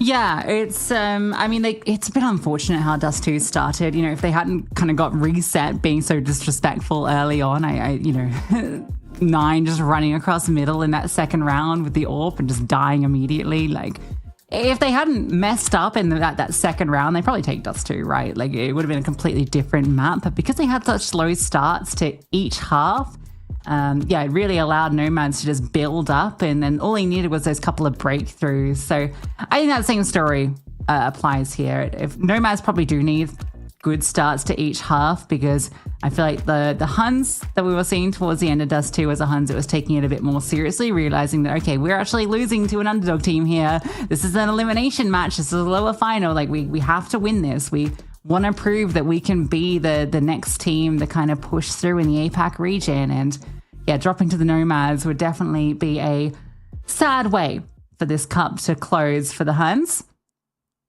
Starting on the T side, score's been given the P250. So I imagine we'll be seeing, him go outside and look for opening kills. Maybe a twist smoke to land on top of main. Oh, look at that. They're going to try and just take the fights directly. There we go. P250 gets rid of Hashtaka immediately. Now you've got a decision to make. If you're the Huns, do you just want to cross into Secret, or do you want to be nuisances elsewhere? Flashbang high gets 9 the ability to push forward, and Izza's life is going to be short-lived, you feel, and the P250 rattles off another one in conjunction with 9 dealing with Izza. Beautifully put together round. Clouden will get 1 back, but now you know where he is, and Hanks is hanging out in towards Hut. Just going to head on down, run through as a group, and should be easy enough unless Clouden hits some bangers, but he's not allowed to hit any. And yeah, it's a pretty common pistol strap, but you can see why. It works very effectively. They do a little flashbang to allow 9 to scale close. But it's the P250 getting 2 that really gives them the space to do what they want with that round. Very easy, as you say, but very simple pistol, and it's effective because, yet again, they are just all together here, the Huns, and now you got to make a decision. If you're the CT squad, are you going to force back into this, or you're going to eco?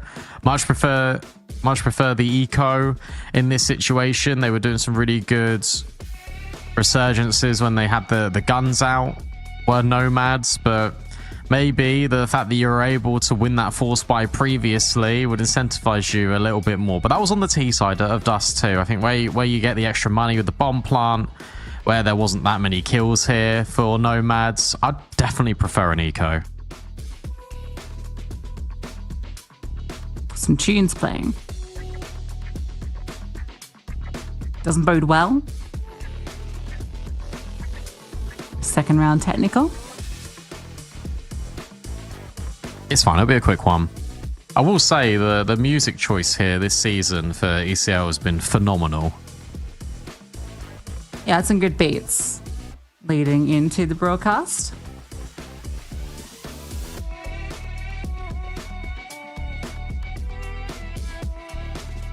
We're back. So the tunes end. The action resumes. It is a force buy branding. We've got triple MP9. So it's not too bad. Maybe a little crunchy crunch? No, just going to get stuck on the ladder. Oh, it was a crunch, just not in the way that they hoped for. Yeah. Stack the site, so perhaps just left open. I hate it. Hashtaka was thinking about going around that corner on towards 9, but actually just thinks better of it. He'll back out. At least with this way, if they do go in towards ramp, the Huns, which is exactly what they're gearing up to do, you've got very quick rotates that can come down the vent. You hear that flash, you might even start to either push lobby or rotate down quite quickly. Hooligans providing overwatch in case the Huns want to reroute through and go up heaven. But for now, the intent is basically clear. They want to head down B. It's one of those setups that works perfectly. If it's going to be an A hit, then you got to make the call. Do we want to adapt as the information starts to flow? You've heard ramp. You've seen 9 on this lurk outside. It's pretty clear at this point that B should be the destination, and when you haven't moved players down yet, they are probably going to look to hold on to what they invested into this. Especially with 9 finding success on that kill. See if you can get away with something. But you're not going to be able to retake this, so yeah, it's just running it back into the next round and hoping that they walk into your trap again. And of course, Score is already on the hunt. He's up the ladder. He's dealt with Hooligan.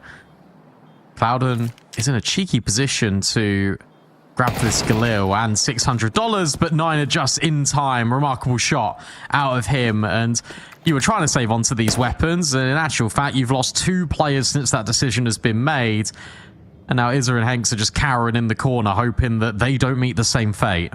Yeah, now it's like, well, maybe we should have been a bit more responsive in that round because we've kind of ended up in the situation where we don't really have the weapons to do much into the next when, you know, we could have at least maybe inflicted some damage. Instead, pretty much as bad as it can get, but at least I guess you do have this MP9 and 5.7.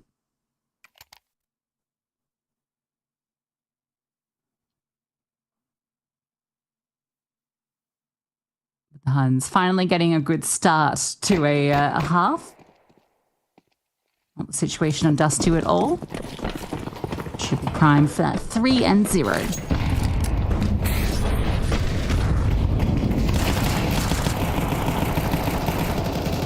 That's actually kind of wild how fine margins Dust 2 was, considering how badly the Huns played it. Because if they're able to sort of not lose to a couple of force buys, they win that map in its entirety, and it's a completely different conversation piece. And sometimes that's the mark of good teams, if you can win maps whilst not playing your best brand of Counter-Strike. In comes this push. It is being held. Cloudon will find one, but immediately all the trades are back and forth. Hooligan last left standing, but not for long. Score collects another multi. Starts this one off 6-0. And the Huns keep the slate clean. Yeah, well handled there. When the MP9 doesn't get anything, I think that's about the threat eliminated because the other players don't really have the armor, just PT50. Some good kills at least, gives you that extra bit of cash. Hooligan will be prioritizing the AWP. Can't blame him for that after how good he looked on Dust 2. You won't have anyone to oppose him on the other side. Actually going to start towards ramp. It's going to be a fast walk down towards secret. 2 players running through lowers to get to secret early. Yeah, this is interesting, but the reason why this is happening, in my opinion, is because he didn't have any utility, so he can't break the outside smokes open for his AWP. So you send 2 players down secret dynamically. As it gets removed, but then you're not ready for Cloud, and Cobra Zero and Bartak have come in with really important trades here. And whilst that has scared the Huns away from outside, the most important thing is that Cobra Zero's got the bomb and he can reset in towards lobby. You still put it into a 3 versus 3, and now your rotators are going to be scrambling. But I love this out of Hooligan, being proactive, taking the space, clearing all of this, and getting rid of Score.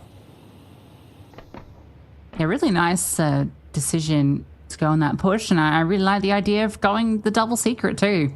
Shame they can't take the advantage from it. 9. We spotted. Information both ways, but that's going to allow the rotate. Did you see this player up in the rafters? No, can't adjust. He's dinked. We'll get away somehow. Dances out through the doorway, and Cobra Zero taking fights in from behind Tetris. Hanks gets on the line. 30 seconds. 2 players holding this. It's going to be so difficult for the Huns to break through into this round. Unless Cobra Zero can do it all, and it feels like he needs to. Smoke goes down. Molly, powerful, and Azteca, I'm surprised he doesn't just drop down, and he will in fact do that, so he'll be able to trade out his teammate and secure the first for the Nomads. Yeah, and I like the attention to detail here from Nomads, and I really respect the idea of Hooligan, where he's feeling so confident after Dust 2. He knows, okay, these trades are being prioritized outside. Maybe there's room for me to go searching in towards lobby. They're going to reset off the back of that. The player in towards heaven didn't see anyone cross outside in towards main. The players weren't being pressured. So maybe the Huns are going to reset and rotate back in towards lobby. He catches one and he leaves. It's so important he disengages there. So that just makes the job all that more difficult for the Huns. So the guns come out, and it's a great resurgence here for Nomads. They just need to make sure it's on a consistent basis now. Good damage from the Huns into that round, though. It does mean there's 2 MP9s in play here. At least for Hanks, he's playing at a close range with it. In fact, both of them on this A side. That timing, at least he doesn't get caught by Score. That Raj utility outside. This is hearing all these players. Hastikar is tucked in, but reveals himself, sees 2. I'm surprised he's still sticking around.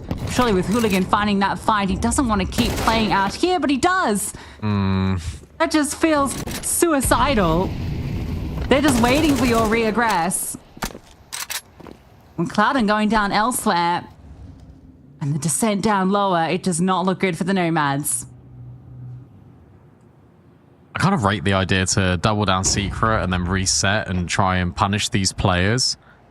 But Bartak's holding, 9's also aware of it, and they're thinking, well, no one's fighting us anymore. What's happened here? Hanks isn't going to pick up the AK for that element of surprise. Bartak's dropped. That's now the bomb. Maybe Hooligan can get involved, but it's the other MP9. But they're not prepared for the third player. Zerol fluffs his lines. He's still able to get rid of one more. And the nade behind doesn't quite finish the job on towards Hanks. 2v2 and the AWP still in play. He's just delaying. He's just delaying because the AWP can get onto the line. And with score going down, Zerol has a very difficult crossfire, but he removes the AWP. 15 seconds, picks up the bomb, and Hank swings. 2 HP, all he remains with. But he picks 3 kills up. Massive frags with those MP9s. Bartak caught, and somehow, some way, the Nomads find that round.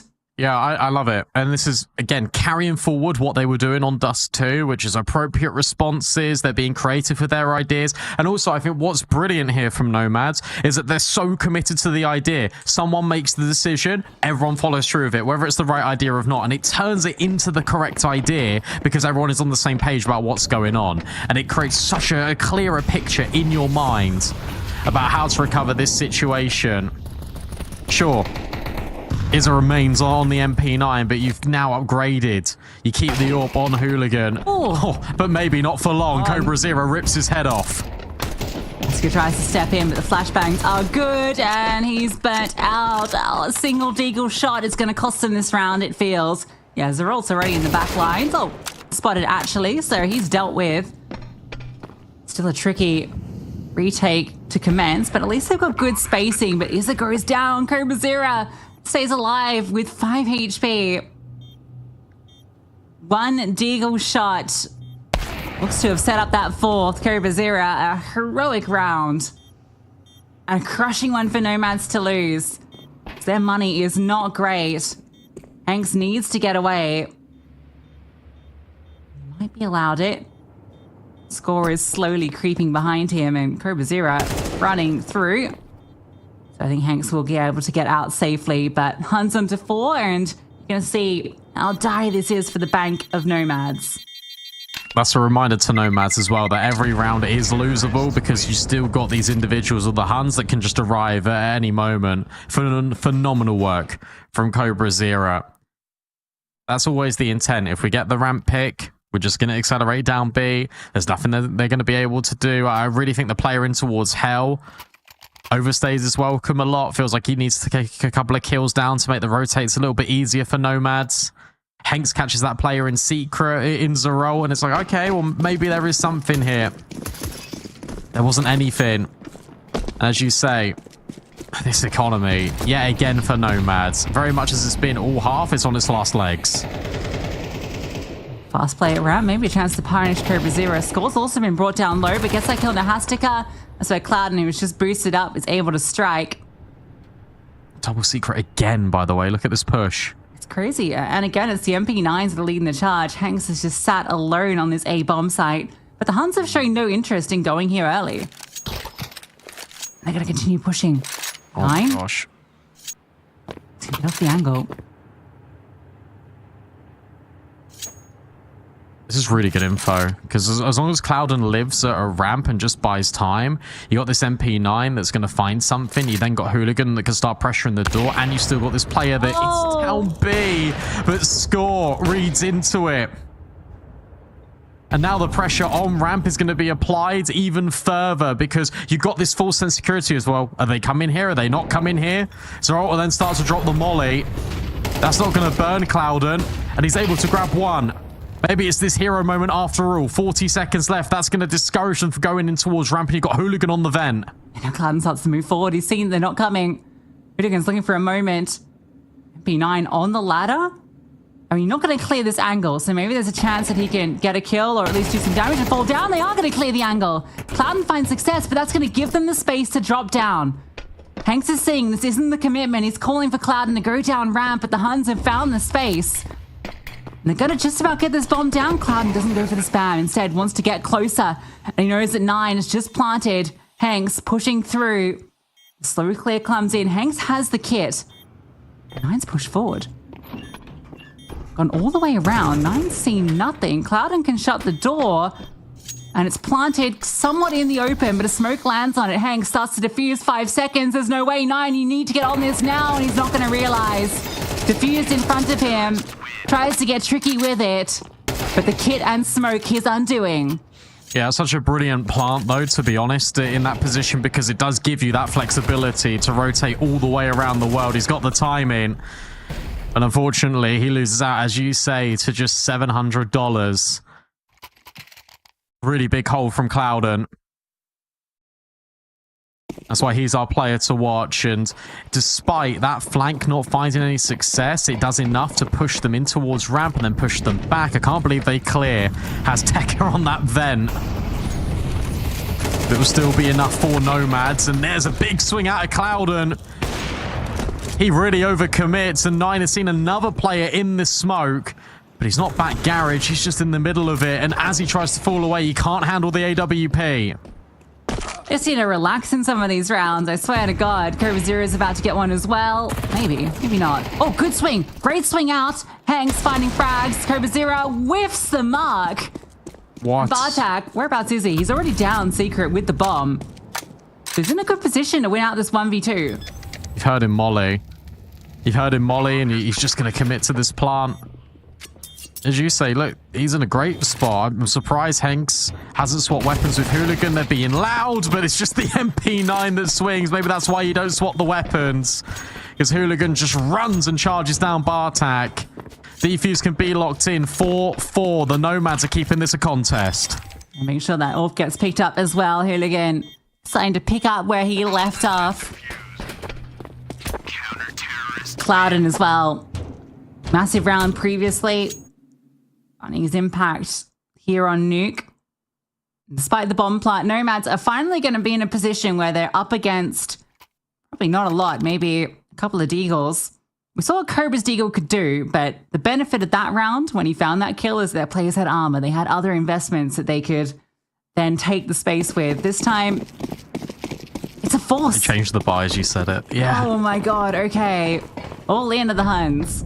I don't mind this just because, look, you are putting your first half potentially in jeopardy. You're allowing Nomads to go up to 6 rounds, but the benefit, if you win this, if you're able to crack the defense with this force buy, is they're going to have absolutely nothing. It goes both ways.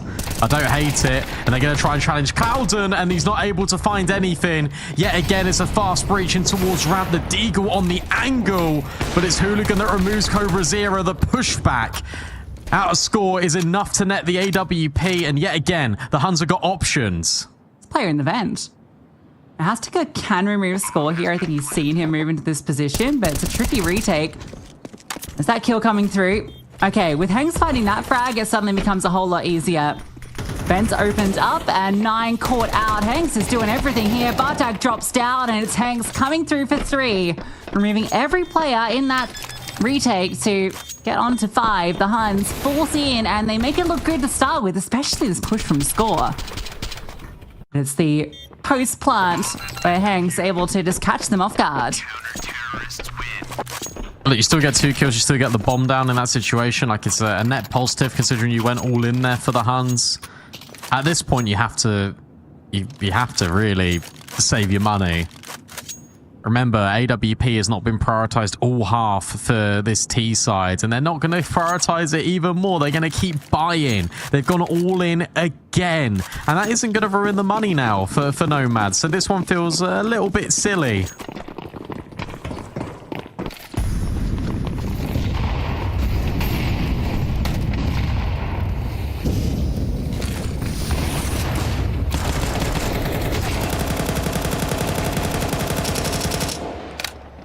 Okay, well, that spray just about hits the money, but Hanks is able to grab one in the meantime. That molly's missed. Nade drop. Look at Clouden.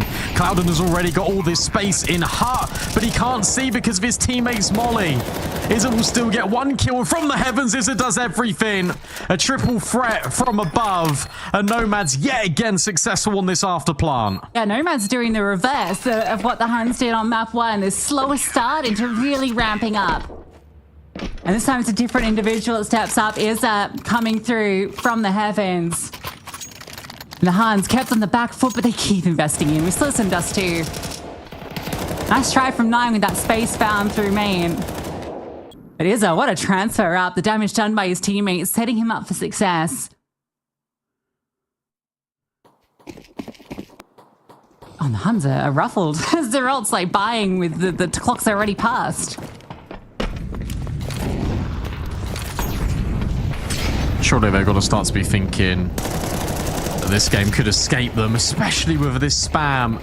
Smoke breaks open, and just as it fades back in, it unlocks the door. Re-smoke in from Hazteca. No space, nothing outside, nothing ramp now for the Huns. And Zeralt is now just pushing to try and find anything, something. Maybe it will come through Cobra Zero, but you still got this player advantage here for Nomads. All right, the score's tapped out. Hazteca tapping in towards the garage. There's another kill. It's 1v1's being given over. And the space being given back. You know Cloudon's at ramp, and they're kind of aware of that push. Yeah, Nine's holding forward. Hooligan surely done for. You might find Cobra Zero. 1v3. A lot to ask for. Nine's already down lower, making noise. Hooligan can't drop. I mean, we'll get a good adjustment onto that kill. So there is a chance in this, but I think he might get caught, or at least he'll be heard descending. It's fake out. He comes back up. He drops the bomb. And now he knows where Nine was, because Nine was breaking windows down at ramp. So Hooligan falls off. 24 seconds. Knows that Nine has to come pick up this bomb in towards Squeaky. So we're going to come down to the timing of it. 15 seconds. Hearing it. Going to throw the molly forward. It's too late. He's already gone. He's down the vent. And Hooligan's going to have to do it the harder way. After finding those first two, he runs towards the ramp. Nine's planting open. Hooligan might have a chance to punish, and the long-range spray. Oh, no, Nine! He wins the fight. It's a disaster. All of that hard work undone by a fluff spray. Oh, no. The fact he shimmies his way down the vent, comes back up the vent, drops the bomb, misses the timing, and as soon as he fumbles the molly, you start to think, okay, well, surely there's no way he can win this now. Nine can just plant, but he plants open again. He plants in the same position where you can see it from control room, you can see it from single.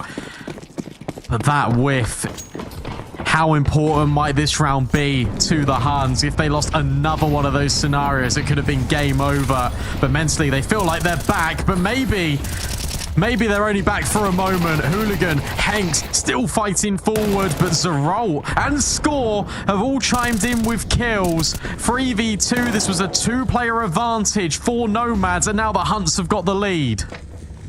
Superior individuals in the 1v1s.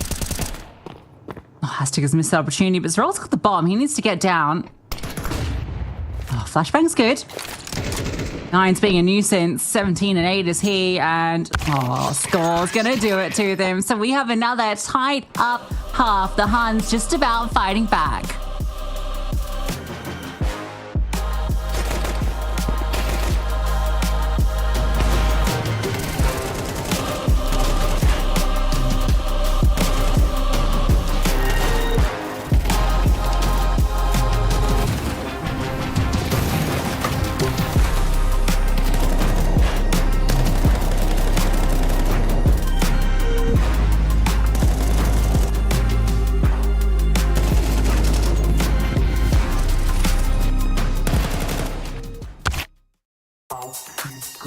Till my speaker calm. I'll keep going till my speaker calm low. I'll keep going till my speaker calm low. I'll keep going till my speaker calm low. I'll keep going till my speaker calm low.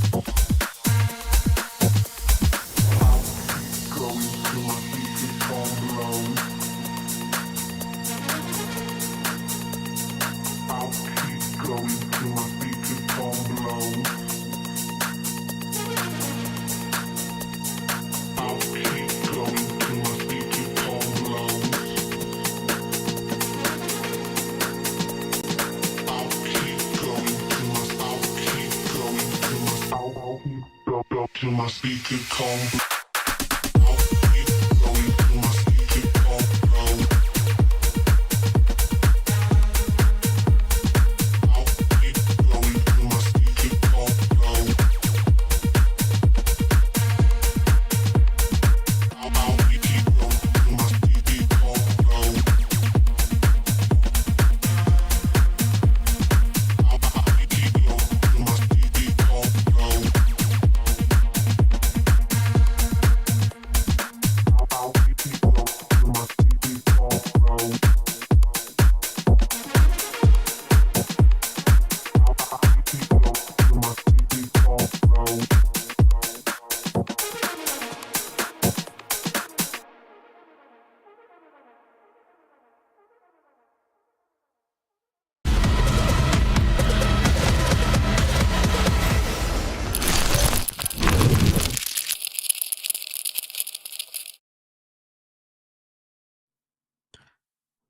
All level at the half here. The nuns? The Huns. Yet again. They come back. They're able to do it. Return of the Nuns. Yeah, I don't know. I tried to, I guess I fused Nomads and Huns together, and that's what we got. Yeah, that's good. The Nomads, however, needs to get something going, because it's not the start they were hoping for, considering how good it looked. But maybe once they get rid of 9, this can get a lot better. But he's already dealt with Azteca. Izza has dealt with a few, and just his presence on the ladder as a role, maybe they can catch players, but no. Instantaneously, all the Huns offer up something to the Nomads, and they're able to get the pistol. Yes, absolutely. They won't be mad. There'll be no mads. No mads. Yeah, that's good because I mean this should have been 8-4 half. Let's be real. Nomad should have walked away with the lion's share of rounds. Look at the kills. Look at the kill distribution. 9, 18, and 9. Cobra Zero's got 10, and he got Bartak on 2. Zero on like 4. Force by the way. There's no way that should have been a 6-6. Force by, and they're getting minced up by a single 5-7. They finally take him down. Zerolt's forced back. What damage done? 1 HP on Hanks. So scores 5-7 can maybe do some damage, send the flames through, make sure he can't catch you off guard. And the dancing Mac-10 back and forth makes it impossible for the 5-7 to connect. And if Nomads win this, then they'll be feeling like they're in the position they deserve to be after the first half. Yeah. And they will be in that position. Also, the position that we alluded to coming into this second map, right? The fact that they can get off to one of these stronger starts, win the pistol, win the force buy. Suddenly that's 3 rounds to the good already. That creates all the breathing room. That keeps putting the pressure on the Huns. Cobra Zero trying to apply the squeeze. Oh. If he can just do even more damage, that'd be fantastic. And he's able to. Hooligans dealt with. Now Hanks has got to run for the hills. You can grab both a Galil and an AK. Do they live? Oh, Cloud just lives. I thought he was done for, but I guess it was a plant for, it was the Australis plant, so you're lucky you get that AK. Oh, now you force if you're the Huns. Look, they had a 5-7, a Deagle, and a Scout, and now they've got a Galil and AK. Yeah, true. Okay, maybe you do. Hooligan's got an AWP. Wow. Is it with all them Mac-10 kills? It's a Seago, mate. Oh, no, it's getting aggro.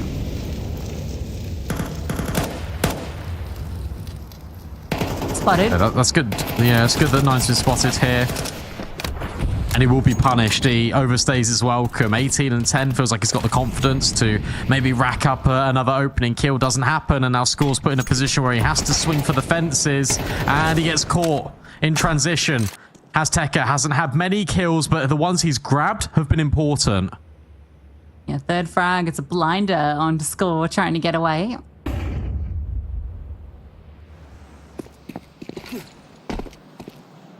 Nomads, we had a lot to praise about their T side on Dust 2.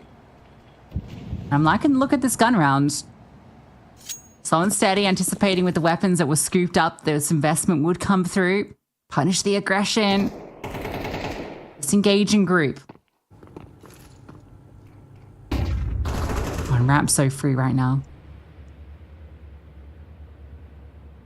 I'm glad they're all together. It just makes so much sense. You don't want to enable individual fights to go the way of the Huns. I mean, Hanks is remaining on silo, holding for a deep outside cross. Hooligan was in towards lobby, but now he's moving over the rest of his team. As you say, Ramp completely barren. Open for the taking as this B bomb site. 20 seconds left. They'll secure the plant. The MAC-10 will go through and clear everything after the bomb's being planted, but it's okay in the end. No one is here. No scares necessary. And if the Huns, you hold on to these 3 rifles, give it another shot into the next, but you surely won't be investing around them. I don't think. I mean, maybe you could. The way they've been going, Osmode is building up. Wouldn't put it past them, but if they lose players here, like Clouden hitting that shot, and this player in main, surely in trouble. Cobra Zero managed to walk outside, but yeah, he's not living. There's a player on silo, there's 2 in secret. Even if he gets one here, he's done for because of Hanks. So you save 1 Galil. Nomads having given the pathway to find themselves on double digits. You got to save now. You absolutely have to save, and it's going to be a hero Galil, which is always one of the world's worst sentences to hear when commentating a game. Finally, we get a little bit of a pause, and I hope this isn't to talk about whether you force back in or not, because the answer is right in front of your face. No, you don't. Remember, and this is still the case here, we haven't seen an AWP out of 9 yet. He has not purchased one. All nuke. And he's still on 18 kills. So, doing too badly. Yeah, I think he wants that as soon as possible. I'm given a deagle here. Oh, okay, no, he's not getting that AWP, but maybe Bartak can drop it next round. I want to give everyone else a fighting chance with some armor, some 5.7s.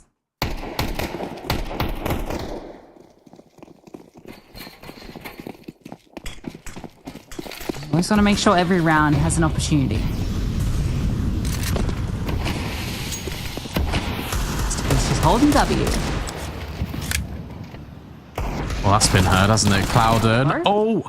Gets overwhelmed by 9. It was the deagle shot firing off at main. It gives 9 a little bit of flexibility, and he goes up and over. That's the bomb dropped. This is an absolute disaster for Nomads. All right, Hanks has found 1. Cobra Zero caught up. Has to go, just starting in the open. He manages to get the bomb, and he manages to get down, but there's a player behind him. Where did he come from? Score goes down the vent and pops back up. Still a chance here in this round. It's certainly not over yet. Is this found 1? Garage player. Oh, on top of the garage. Yeah, 9 repositions. Yeah. Finds himself. Oh, sorry, not 9. Bartag. 9 picks up the AWP. Well, they didn't need to force into this one, it feels. Damn. This bears so much similarities to the first half for the Huns, where they go down a number of rounds, and then, for example, Cobra Zero is 1 deagle shot that creates more opportunity for them to build back in. And this one, another eco. Just the spam in at main gives 9 the room to walk through the smoke. I'm so surprised that Clouden's caught off, but then up and over the top, I have no idea. But he's certainly not looking at 9. Crazy. That's just because you don't play a silo. The entire round unravels because there's no silo player. Someone there would have seen 9 on that cross. Could have punished. Zerotman's. Okay. This is just firing off pot shots. Spam sounds Zerol to nothing and then taps score. With 9 getting caught as well. Nomads, despite how sad that last round was for them, should just be walking into success in this one. Izza is walked onto the side. Izza. There it is.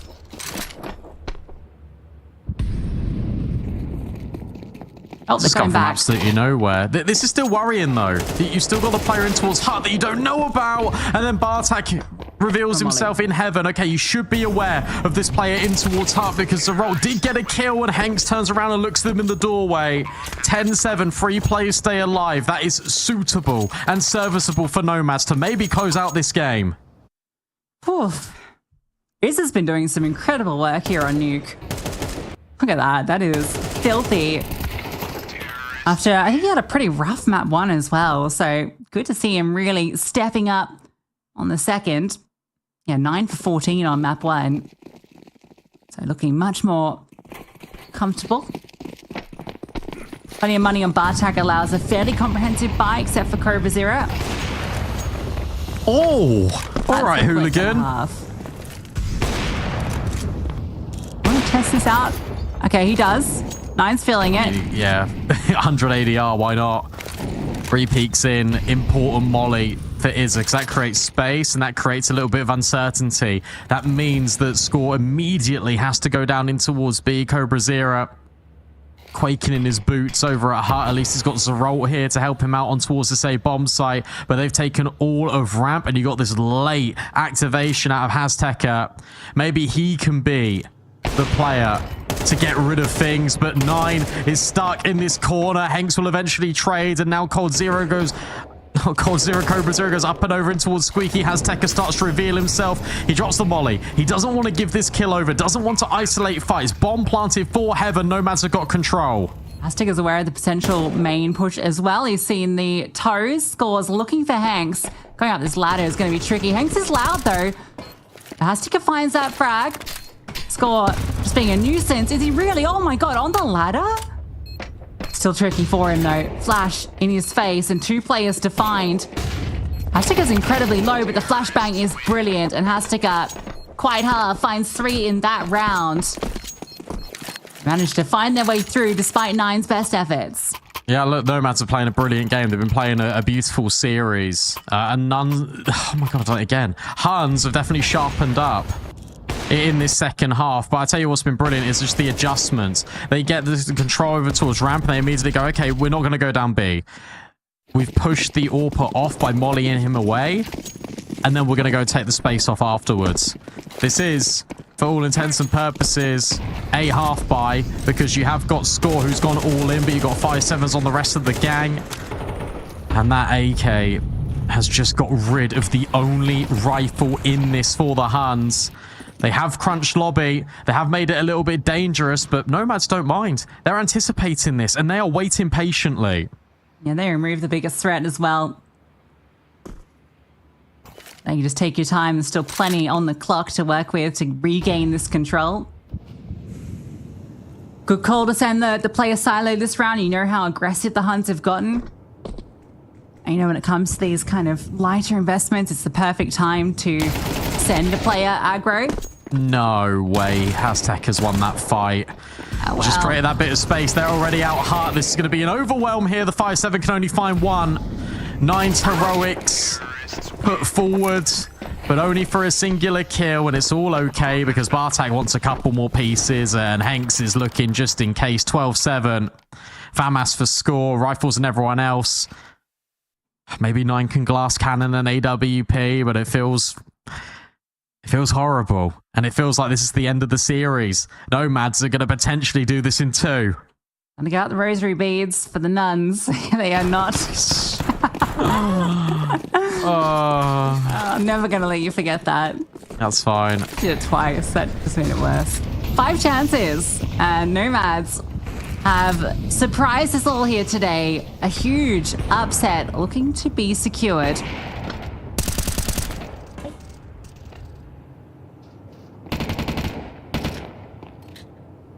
No AWP to deal with in this round. I think they're just going to split A through main. You've got this late lurk out of Hazteca that could come through. They've thrown a lurk smoke to try and get down the vent. You apply the squeeze a little bit over towards ramp, and then you can reset. You let Hazteca play. You can see the cogs whirring, the scope out, Hooligan. Oh, quick switches. And Bartak knows his role. He's just got to back out. I'm just going to play this Heaven position so you can take a look outside. Managed to force them off ramp. He did those smokes early, so there is the question mark. So Hazteca play first because Score's on the line, Score's down. And now you can just go. There you go. Thanks to the vent, you know nobody is there. You can start to scale out. Hazteca keeping them locked out. And Cloudin finds the kill on the Cobra Zero. Second player comes up, but it's fine. 4v2. 9 playing 1v9 it feels. as he does manage to give this an opportunity, but Hooligan on the line will secure it. It is a 2-0 for the Nomads as they win out this lower final and they eliminate the Huns. Yeah, I can't believe it. Third times really is the charm for Nomads. Came into this really thinking the Huns were going to run away with this based on the track record. But no, the Nomads, they clean sweep them. They also break the 100% streak that the Huns had on Nuke. They made them look like amateurs in some of these rounds. Honestly, I was really impressed with what we got out of the Nomads. The fact that you don't have to rely exclusively on Clouden. I think Hooligan played a great game. Azteca, I know that Dust 2 game was so impressive, but that Nuke game, even though he didn't get that many kills, they were really influential. Every single kill he got made Nomads win one of those rounds, and Hanks was spectacular throughout. For the Huns, it's one of those where it felt lethargic, it felt very individual based. They got outclassed by supreme team Counter-Strike, and they are out of the cup. And the consolidation final is obviously going to be very difficult for Nomads, but I think it's really impressive they've got here in the first place. Yeah, I don't think it's out of the realms of possibility, to be honest, with the way that they played today. They have blown us away. You know, putting that conversation about the Huns, how Dust 2, a little bit unlucky with the way that both of the halves started. I feel like they started to really ramp it up, looked a lot better, and probably should have taken that map. But the Nuke, that definitely answered all the questions. It was very clear that Nomads were the better team in the server. They'll continue on. They will play against the loser of Lin Vision versus Rare Atom. That'll be taking place around the same time on Thursday, and that should be Rare Atom, you'd imagine. So I think there's definitely a chance for the Nomads, if they play like they did today, to potentially set up a rematch in the grand final with Lin Vision. We'll have to see. Look, we have to get to that stage first, right? We need to see what happens in the Lim Vision versus Rare Atom game tomorrow. We'll have a look at our player to watch, because even though he wasn't the most influential player, Clouden, he still was on the winning team, but I did curse him in this game. So again, I'm sorry, whenever I pick a Kadir player to watch, they don't have the best rating. It was all on Hooligan. It was all on Hanks. Clouden had that immaculate 3K in towards ramp, but that was about it. And that concludes the broadcast for today as well. Thank you so much for tuning in. There is more ESL Challenger League Season 50 action on your screens all over this week, and a little bit later tonight. Remember, we've still got Europe, we've still got South America and North America tonight. But for now, a little bit of a break, and we'll see you in a bit for Europe.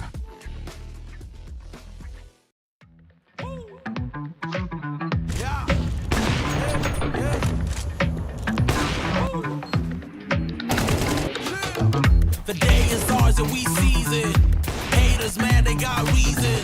Grab the moment, we freeze it. Go to the touch, all what a rush. Follow your heart, homie, go where the love. Let it rain, let it flow, let it flood. Swimming in good vibrations, it's a celebration. It's the liberation of everything we